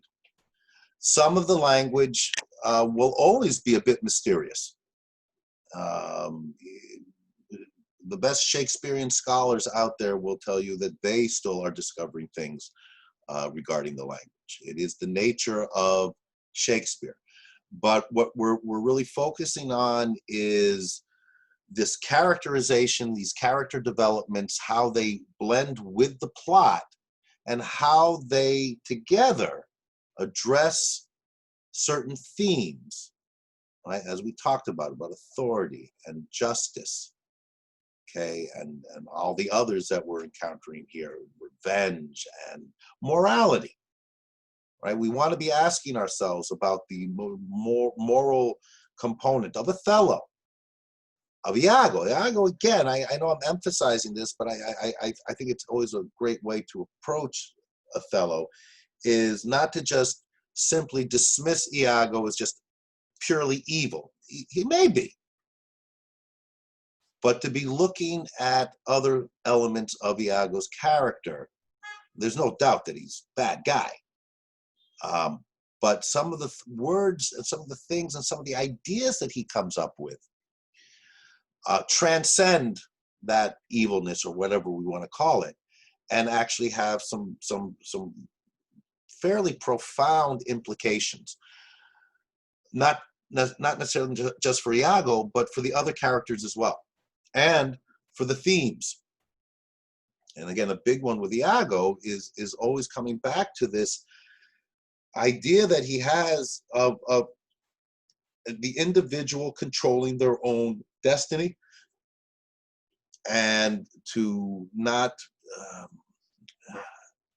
to accept other powers and forces as a means by which to change someone. And this, if you think about that, this comes back when we talked about Desdemona's father, who's insisting that his daughter Desdemona would never of her own free will, right? Again, Iago's idea of concept of will, have gone with Othello.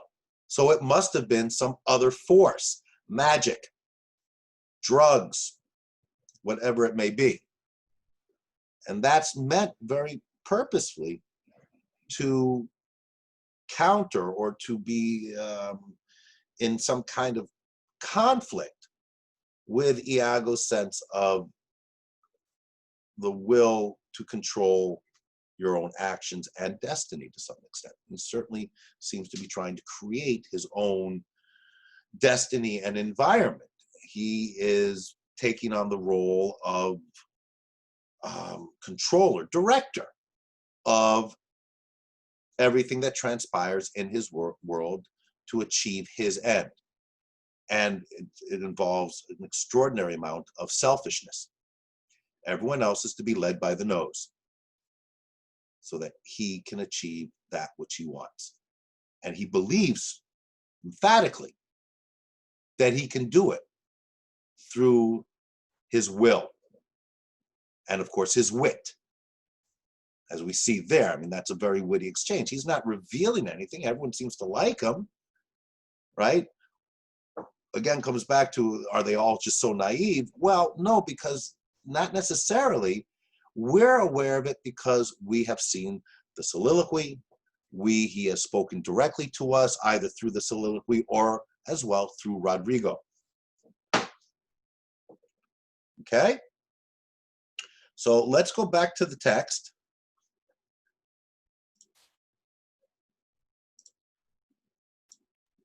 There we are.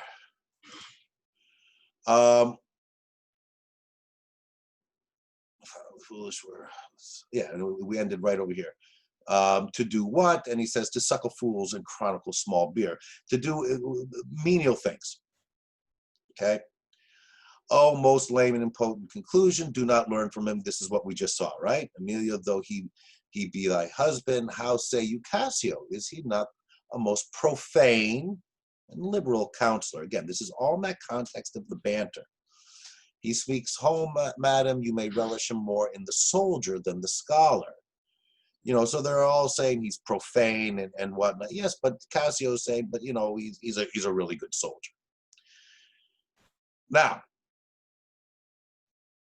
remember I talked to you about these asides. You want to always be alert to an aside. What does that mean? It means that in this case, Iago is talking to us. He's not talking to anyone else in the scene. Okay, so again, now we are getting his thoughts. And what does he say here? And again, of course, what we're also getting here, it explains to us what's happening on stage. Notice everything that transpired on that clip that we saw. That's a director's interpretation of how this would be looking and how people would move and interact in the scene. And much of that, since we don't have any kind of lengthy stage directions in this play, or any Shakespeare play for that matter, pretty much, it comes from what other characters are saying, reveals to us what kind of action is transpiring on the stage, and coupled with, of course, some of the stage directions. So in this aside, he's saying, he takes her by the palm. Aye, well said, whisper, with as little a web as this. Will I ensnare as great a fly as Cassio? Okay, so what's this suggesting? Okay, Cassio is taking Desdemona by the palm, by the hand. And he's saying, okay, with as little a web as this will, we're back to his will.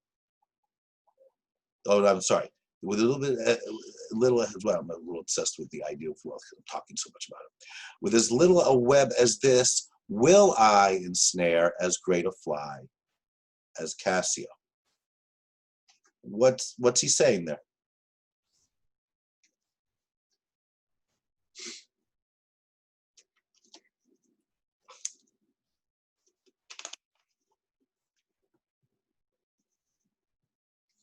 Well, what does he mean? He's going to ensnare a fly. Yeah, Iago is trying to use the holding of the hand to trap Cassio. Exactly. Okay, so remember, we always know that Iago is plotting and planning. So he's observing Cassio and Desdemona. And he knows their character, right? And we see how he plays with it in his little banter with Desdemona and Cassio and the others. And now he's observing, and he sees Iago taking Desdemona by the hand, and he comes up with an idea. I think this act of him taking her by the palm is going to give me an opportunity, right, with as little a web as this. You know, he's using the spider analogy here, the spider metaphor, if you will. Will I ensnare as great a fly? And of course, the fly, spider, right? The web is related to a spider. Spiders catch flies, right? And kill them and eat them. I smile upon her dew. I will give thee in thine own courtship, you say true, 'tis so indeed. If such tricks as these strip you out of your lieutenancy. He's thinking the tricks that I can use, the way that I can manipulate this situation, which is an innocent situation. There's no indication just because Cassio takes Desdemona by the hand that there's anything wrong with that. All right? It can be as innocent as it probably is. But Iago is saying, okay, I know how to spin this. I can use my tricks as a manipulator and my command of rhetorical devices to strip you out of your lieutenancy. Remember, he's the lieutenant, promoted over Iago. I know how to get you to lose your status. It had been better you had not kissed your three fingers so oft, which now again you are most apt to play the sir in very good, well kissed, and excellent courtesy. 'Tis so indeed. Okay, so he's plotting and planning. And remember, very importantly, it only works if it's an aside. He can't be saying this to everyone because then he's revealing himself. The aside is for us to get into his head. Okay, so trumpet within and Othello arrives.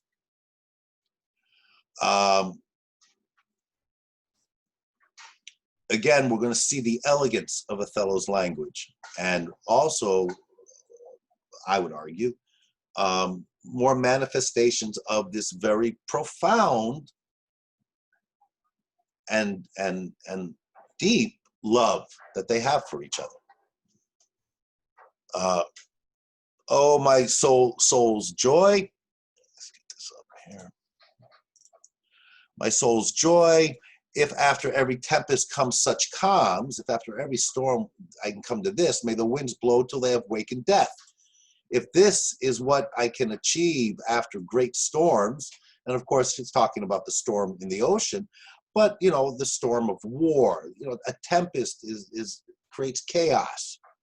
If after the chaos could there be such calm as this, okay? If it were now to die, 'twere now to be most happy.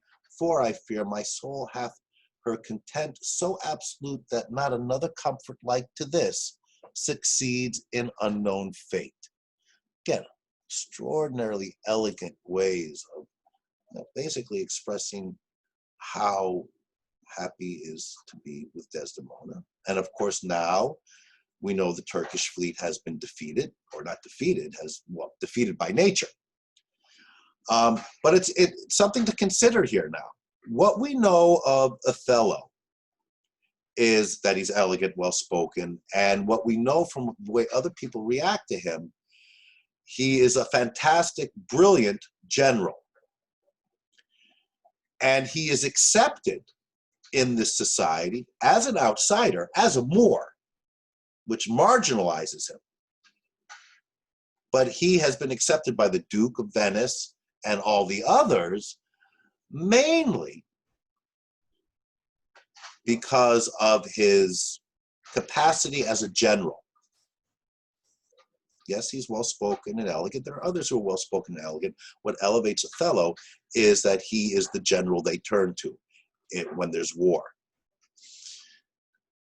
So his stature and status is very much predicated on situations of war.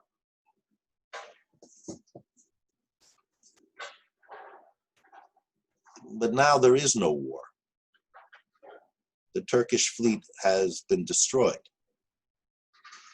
So just something to alert you is, okay, he's not necessarily going to be as needed if there is no war. Is that going to change the way people react to him?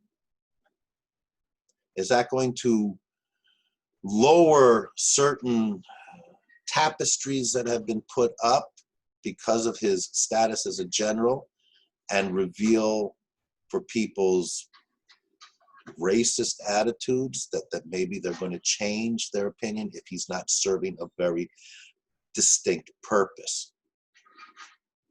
Okay. Just something to be thinking about as we read. The war, there is no war now. There's no battle. Okay.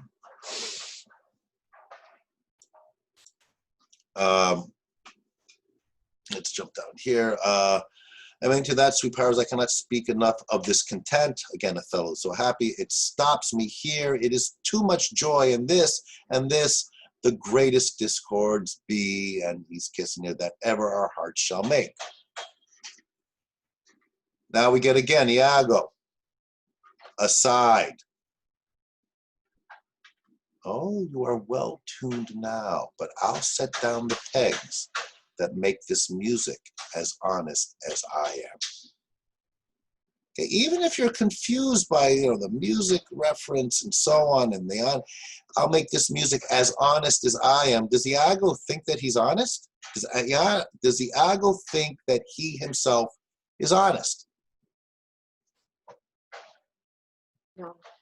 No. Yeah. Iago knows exactly who. Not honest. Yeah. Iago knows who he is. To himself, he does not lie. And to us, he does not lie when we get the asides and the soliloquies. He's like talking to his other personality, the other person who is with the rest of the person. Well, he's talking to his true self. Yeah. Right? All right. I mean, he's putting on an act for everyone else. I mean, the only one who's even close to recognizing some of that is Rodrigo. But Rodrigo for Iago is just a lackey, right? Someone who's, not significant enough that he has to be overly concerned, and he needs him to use him. Okay? But again, here we're seeing when he is talking to himself, the honesty that Iago has with himself, and only himself. But remember, he's often referred to as honest Iago, right? Bold Iago. Bold, yeah. Honest? Well, yes. Honest to himself. To thine own self be true, to quote Polonius from Hamlet. To thine own self be true. Iago is engaging in that concept. He is being true to himself. But he lacks the social qualities of compassion and empathy for others. We saw that earlier when he was talking to Rodrigo. No one else matters. You have the will for yourself. It's all about you. Okay. So Othello confirms for everyone our wars are done, the Turks are drowned. And now he exits with Desdemona, right? And everything looks really good.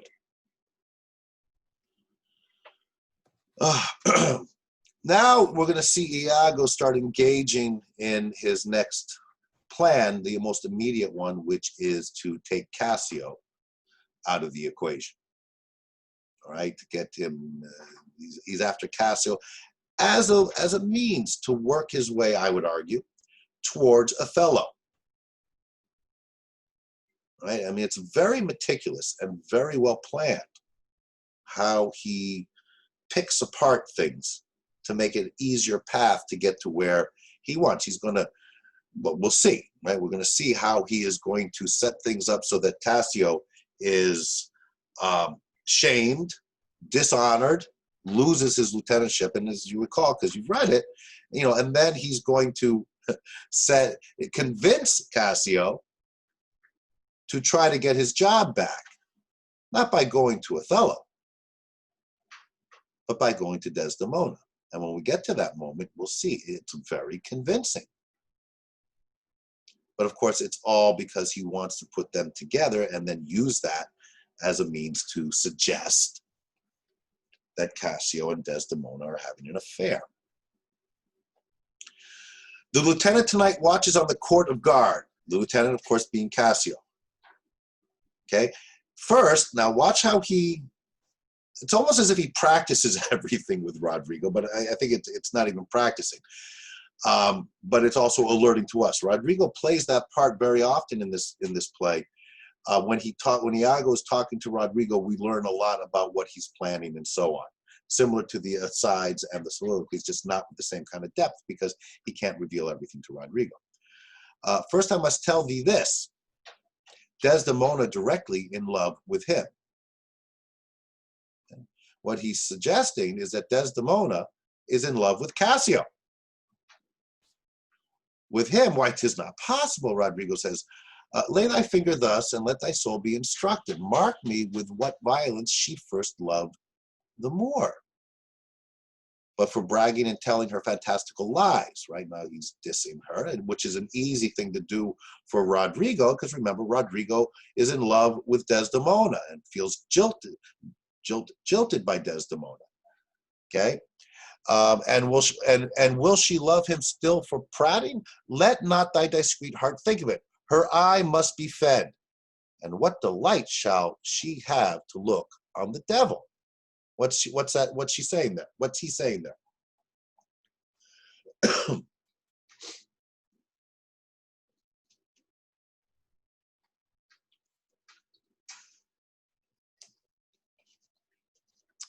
Her eye must be fed. Now again, this fits in with and is in direct contrast to what we saw from Othello in describing the love. The love that he and Desdemona share is not physical. There's a great depth to it. We saw that in that really elegant speech when he explained how they fell in love. Iago keeps coming back to this idea that, you know, it's just physical. And as if, you know, that kind of depth of love does not exist. Her eye must be fed, and what delight shall she have to look on the devil? Who's the devil? The Moor. The Moor, right? We're back to that racist attitude. Mm-hmm, exactly. Okay? Good. When the blood is made dull with the act of sport, there should be, again, to inflame it and to give satiety a fresh appetite, loveliness in favor, sympathy in years, manners and beauties, all which the Moor is defective in. All this is, again, Iago telling Rodrigo exactly what Rodrigo wants to hear, because Rodrigo, remember, he keeps Rodrigo having some kind of hope that he can be back with Desdemona. And this is, again, saying she's not going to stay with Othello. Once the blood is made dull with the act of sport being sex, physicality. Once she gets tired of the sex, she'll need to be inflamed again with a fresh appetite. And she'll be looking for loveliness and favor, sympathy in years, manners and beauties, all which the Moor, Othello, is defective in. Very nature will instruct her in it and compel her to some second choice. What's important here, and because we've seen a lot of imagery related to nature, right? Very nature, and we've seen him talking about it. And this is what he's talking about when he talks about the will. It's part of the human nature that the will can have control. According to Iago, very nature, it will be her nature, will instruct her in it and compel her to some second choice. And what he argues here is that second choice will be Cassio. Who stands so eminent in the degree of this fortune as Cassio does? Besides, The knave is handsome, young, and hath all those requisites in him that folly and green minds look after. A pestilent, complete knave, and the women hath found him already. So a couple of things is going on here. He's saying this to Rodrigo. So he's referring to Cassio as a knave, right? A derogatory term. He knows that since he's telling Rodrigo that Desdemona is going to go after Cassio, that Rodrigo's not going to be happy with Cassio for that. He'll be jealous. So he's inflaming him, getting him prepared to carry out the act that he wants him to do, which is pick a fight with Cassio. Okay. It's also letting Rodrigo know, or according to Iago, and again, it's manipulative, that, Desdemona is not, she's going to roam. She's going to roam. She's not going to stay with Othello. And remember what Desdemona's father said in Act 1 to Othello. Mm-hmm. If she can deceive me, Mm-hmm. and maybe she'll deceive you. You. Right? And now Iago is playing on that. Right? Iago is... suggesting that Desdemona is not going to be loyal to the Moor. Exactly. Now, everything we've seen in the interactions between Desdemona and Othello would suggest that it really is the kind of love that's lasting. There's no indications that Desdemona is going to drift away. It's all coming from Iago. And the way that he presents it is persuasive and certainly convincing for someone like Rodrigo. But he has this ability with most people is to find the right way to persuade them to believe what he is suggesting. Right? He's more forceful with Rodrigo, saying this is what's going to happen. With others, he's saying this could happen. Right? Again, as the salesman sells it to one person this way, another person that way. What he's playing on here in a very big way is this idea of the very nature, right? And this speaks to other themes we've encountered here in terms of what constitutes someone's nature, and can one transcend one's nature? We are who we are, right? This is just coming after his long, somewhat jesting interaction with Desdemona about women. What's he talking about and all that? He's talking about women's nature. And basically he's saying their nature is quite base, but we're just bantering here among each other. But one gets the sense that Iago truly believes this. And he's certainly playing on that when he brings up this very nature will instruct her in it and compel her to some second choice. Like she will not, she'll have no choice. It is within her nature to do so. And that Cassio would be the perfect fit. Now, Rodrigo says, I cannot believe that in her. She's full of most blessed condition. Right? I mean, again, Rodrigo is going, geez, I don't know. Everything I'm seeing here suggests that, she's not like that at all. Iago's response, blessed fig's end.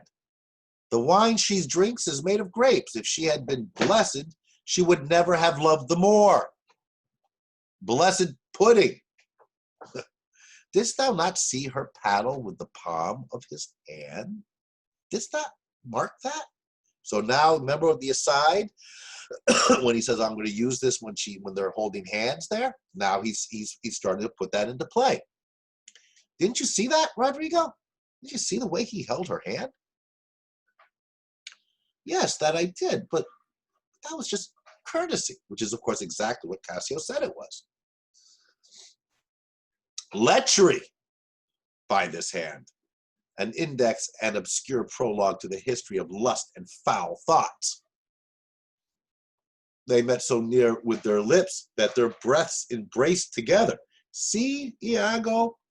He's taking something that was there that everyone saw, and in plain sight. He did take her hand. Okay? And they were talking closely together. Those are facts. How are those facts interpreted? Okay, so for most, they're taking it at face value. It's innocent. That's Desdemona. That's Othello's wife. What's the big deal?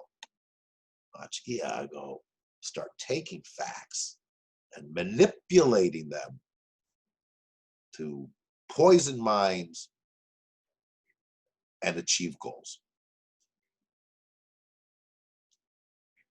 But sir, be you ruled by me. I have brought you from Venice. Watch you tonight. This is where he's going to lay out his plan. Right? And we know that Rodrigo, pretty much is convinced by what Iago says. And this is a pattern we've seen between these numerous exchanges between Rodrigo and Iago. So now, but sir, be you ruled by me. Listen to what I'm telling you to do.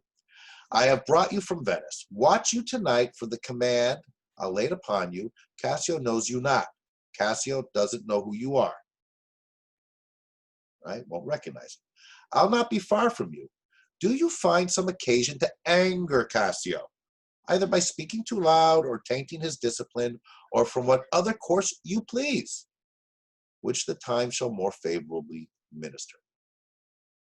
Rodrigo, I'm going to want you to pick a fight with Cassio. Find some way, use your imagination, whatever. You can try it this way, try it that way. But I need you to do this. Well, sir, he is rash and very sudden in choler, and haply may strike at you. Provoke him. For even out of that will I cause these of Cyprus to mutiny, whose qualification shall come into no true taste again, but by the displanting of Cassio. Okay, so he is spelling it out quite clearly for Rodrigo, but obviously for us as well. His goal is to displant Cassio, right? Take him away from what he has, remove him from where he is, remove him from his lieutenancy. And Rodrigo, so shall you have a shorter journey to your desires by the means I shall then have to prefer them, and the impediment most profitably removed, without the which there were no expectation of our prosperity. What's that about?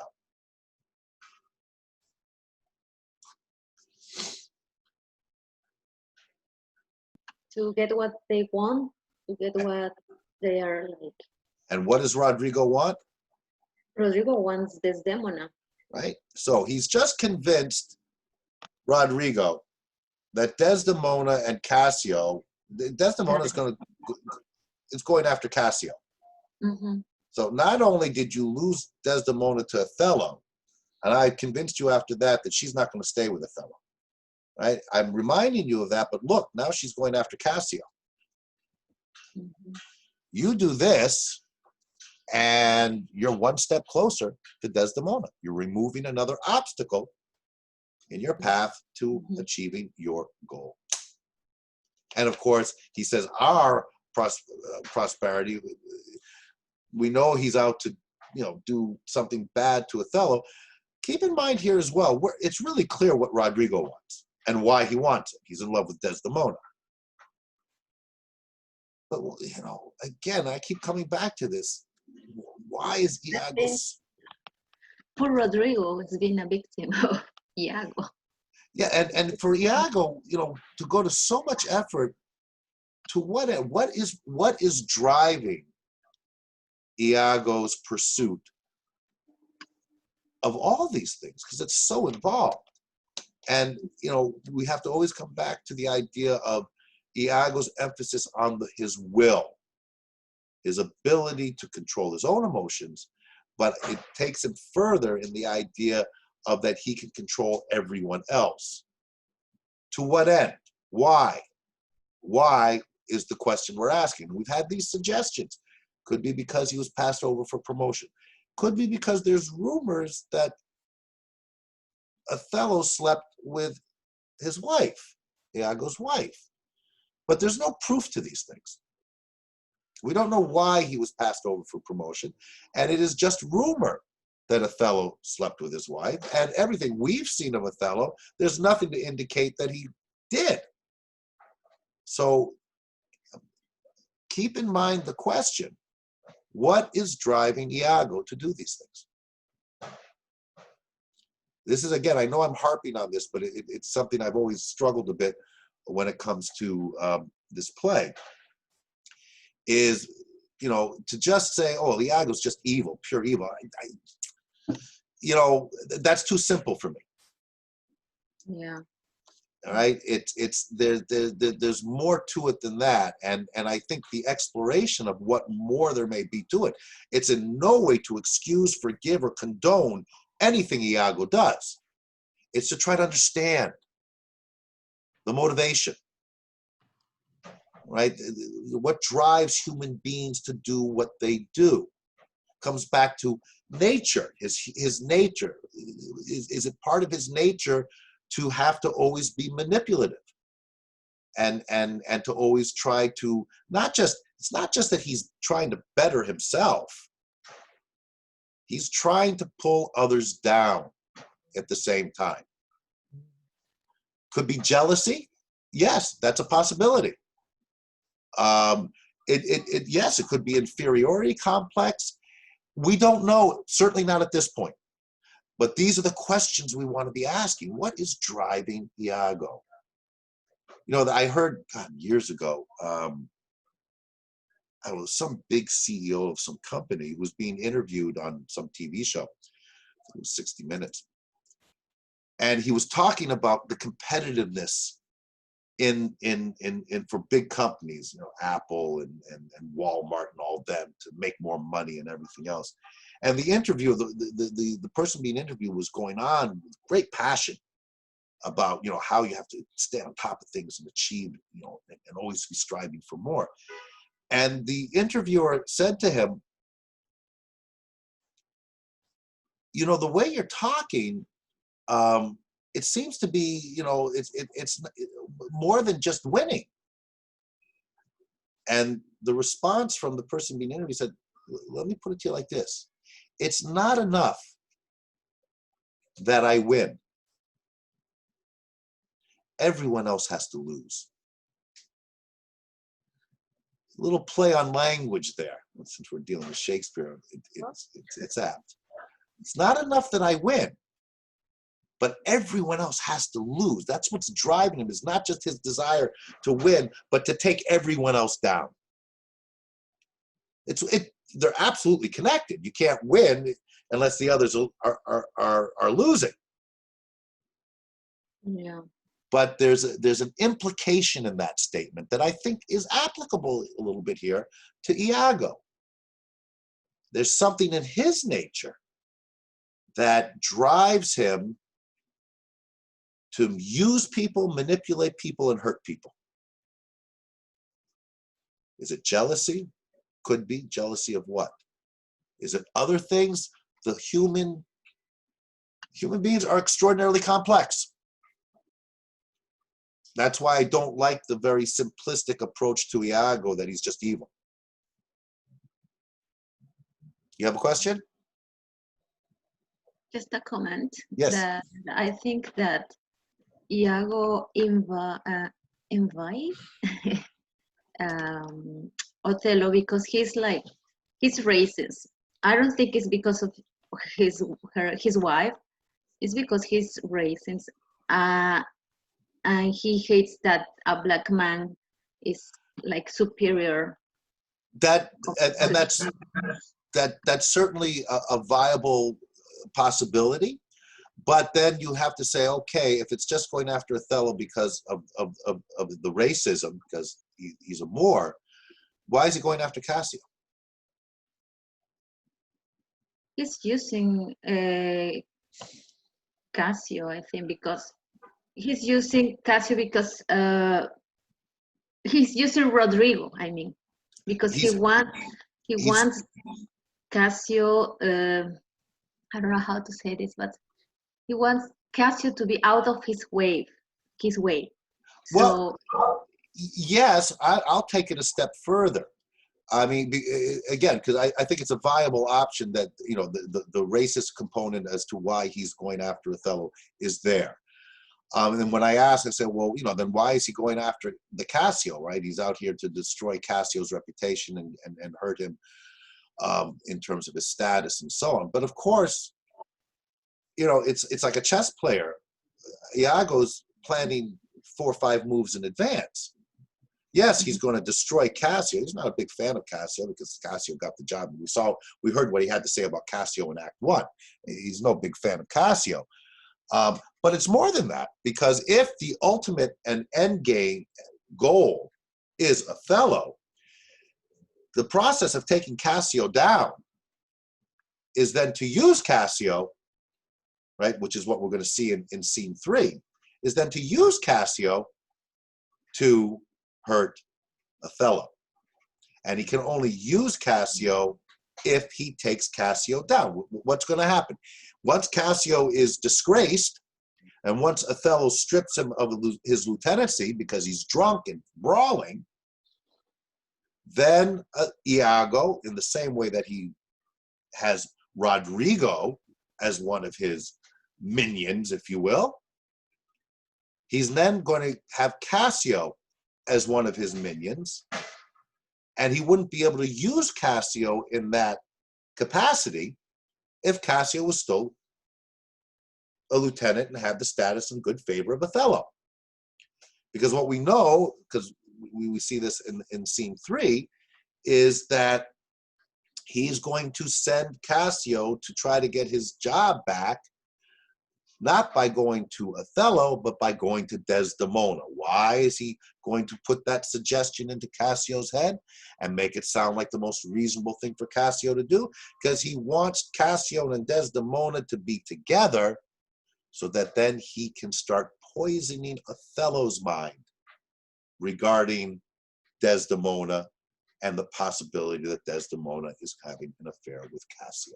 Right? It comes back to the palm, the way they was holding her hand, and all this stuff.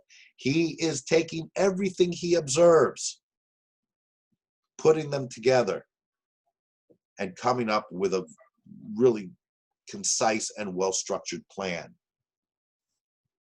So it seems at this point. Okay.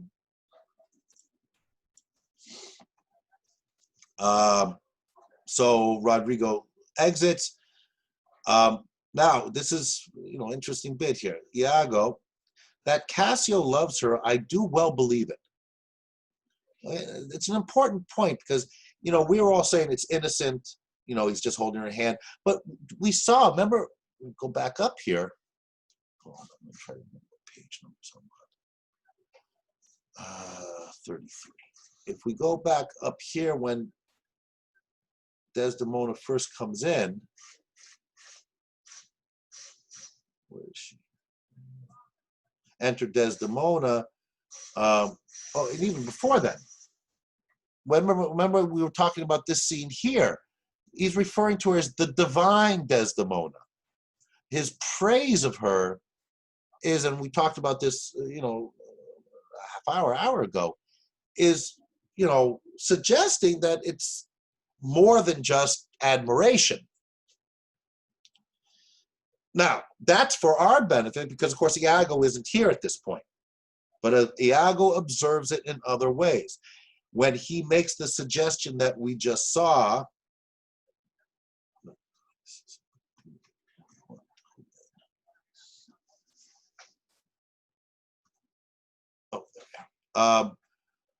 when he makes the suggestion, Cassio loves her, I do well believe it, he's predicating that on what he's observed. Of course, we've seen even more when it comes to Cassio and Desdemona. So for our benefit, when that comes up, when he says that, it becomes more possible in our minds. That she loves him, 'tis apt and of great credit. The more, howbeit that I endure him not, is of a constant loving noble nature. He's acknowledging this, right? The more is, right, is of a constant loving noble nature. That nature there again. And I dare think he'll prove to Desdemona a most dear husband. what's going on here? Before we get to the next one. He's letting us know, right, that everything he's telling Rodrigo, he doesn't believe.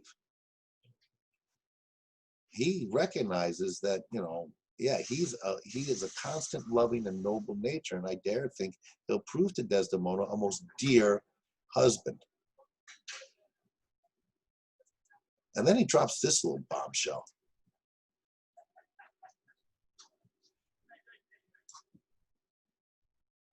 Now I do love her too. Not out of absolute lust,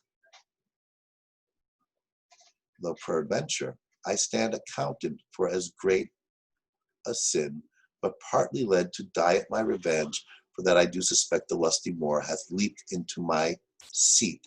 Okay, so a lot happening in this little bit. Now I do love her too. What? And not out of absolute lust. Well, everything you've been saying, Iago, has been, you know, that there is no real love, that it's all about lust, and that you have to have the will to control your lust. I stand accounted for as great a sin. This is one of the more confusing bits in the play. A lot has been written about this, okay? At this stage, all we can do, since we haven't finished the play, is take note of it. So there's a suggestion here that he loves Desdemona. Yeah, Hmm. I think so. Hmm. Maybe. But Maybe. it's like a sick love, or a love. I don't know how to say that. I don't know if you understand the meaning. I think we all do. But you know, because it's an unusual term for Iago to use. And it has been interpreted in many different ways. Is he being sarcastic? Okay, but at this point, we're going to come back to this, I promise. But at this point, I just want to make sure that you picked up on it as you were reading. Okay? But partly led to die at my revenge. What does he mean by die at my revenge?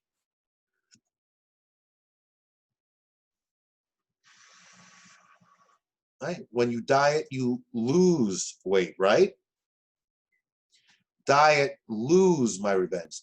Partly led to curtail my revenge. Again, the suggestion here, the possible reading of this, is I love her and not just lust for her, and that has curtailed my real push for revenge.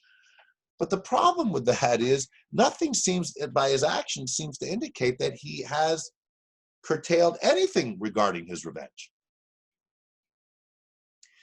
So is this for Iago, a demonstration of at least an iota of his, an iota of uncertainty, where he seems so certain and absolute with everything else? Is this revealing and demonstrating some quality in Iago that doesn't seem to mesh with everything else we've seen? Maybe, maybe not. That's something for us to think about. It may be explainable in different ways as we proceed, but it's certainly something when you're reading you want to take note of. For that I do suspect the lusty Moor hath leaped into my seat. That's again back to the rumor that Othello slept with Iago's wife. When he first mentioned it back in Act 1, he didn't really seem to give it much weight. But now he seems to be emphasizing it a bit more. For that I do suspect the lusty Moor hath leaped into my seat, the thought whereof doth, like a poisonous mineral, gnaw my inwards, and nothing can or shall content my soul till I am evened with him, wife for wife. Or failing so, yet that I put the more at least into a jealousy so strong that judgment cannot cure. So I hope I'm making it clear. This is important. I would, again, remember, this may not be recorded, may not convert. It's recording, but it may not convert. You do want to be attentive to this. Think about it. All right? It's almost as if he seems so in control of everything, Iago. But here he seems to be a little bit, I don't know, well, but I mean, again, how you read it, how you can possibly interpret it. You can't do a full interpretation of it until you finish the play. But the suggestion is, oh, I do love her, and not out of absolute lust, but, though peradventure I stand account for as great a sin, but partly led to die at my revenge. For that I do suspect the lusty Moor hath leaped into my seat. The thought thereof doth, like a poisonous mineral, gnaw my inwards, and nothing can or shall content my soul till I am even with him, wife for wife. Or failing so, yet that I put the more at least into a jealousy so strong that judgment cannot cure. So this now seems to, in a certain ironic way, give us the most viable reason for him to, and the most convincing reason for him to be seeking great revenge on Othello. I believe he slept with my wife. Eye for an eye, wife for wife. I will get my revenge, either by wife for wife, suggesting I will sleep with his wife, or failing so, and we haven't seen him trying to in any way suggest that he's trying to seduce Desdemona, or failing so that I put the more at least into a jealousy so strong that judgment cannot cure. Which thing to do if this poor trash of Venice, whom I trash for his quick hunting stand the putting on, I'll have our Michael Cassio on the hip. Abuse him to the more in the rank garb, for I fear Cassio with my nightcap too. Fear Cassio with my nightcap too. What does that mean?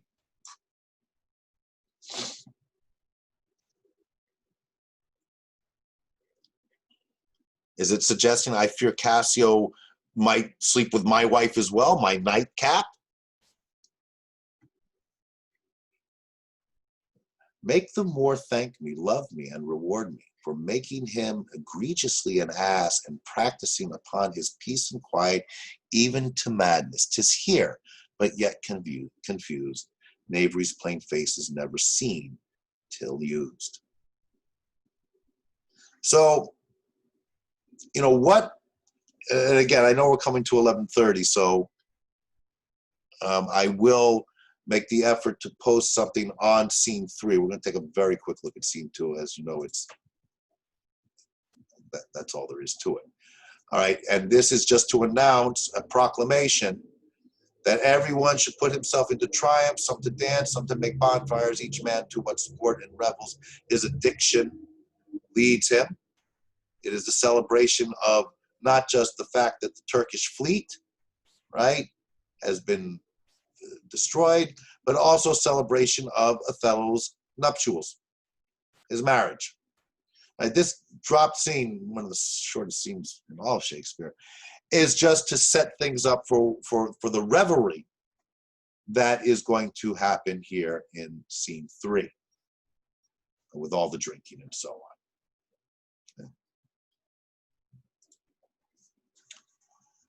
Okay. So I'm hoping that helps to clarify a certain amount of the confusion you may have had, specifically regarding the plot. Okay. I like the way he meant that she is a good tool to avenge Othello. And tool is a good word here, right? I mean, this is Iago using people.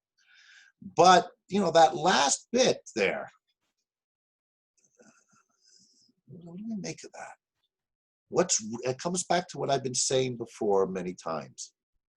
What is really driving Iago? It's just that gets us have to contemplate human behavior, human nature, whatever that is. And of course, we can't answer it yet because we have to continue reading.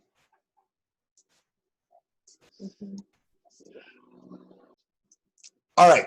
Are there? I want to give you your quiz. Are there any questions? Because I give it to you now, we can finish around 12 o'clock. Any questions? I mean, okay, let me rephrase that. I know there are questions. All right. If there's something immediate right now, yes, ask me. General questions and so on, write them down. You know, one of the best ways to approach Shakespeare or any kind of literature, art, or anything, social sciences, whatever you want, is when you have questions or concerns or anything, is to write them down. As I said, notebook, in the book itself, and as index cards. Just got to keep them organized. Just questions, even questions that, aren't answered yet or may not be answerable. That's often the case. But the questions help to shape the way that you're able to interpret the text. Okay? All right. I'm going to stop the recording now because we're going to go and do the quiz.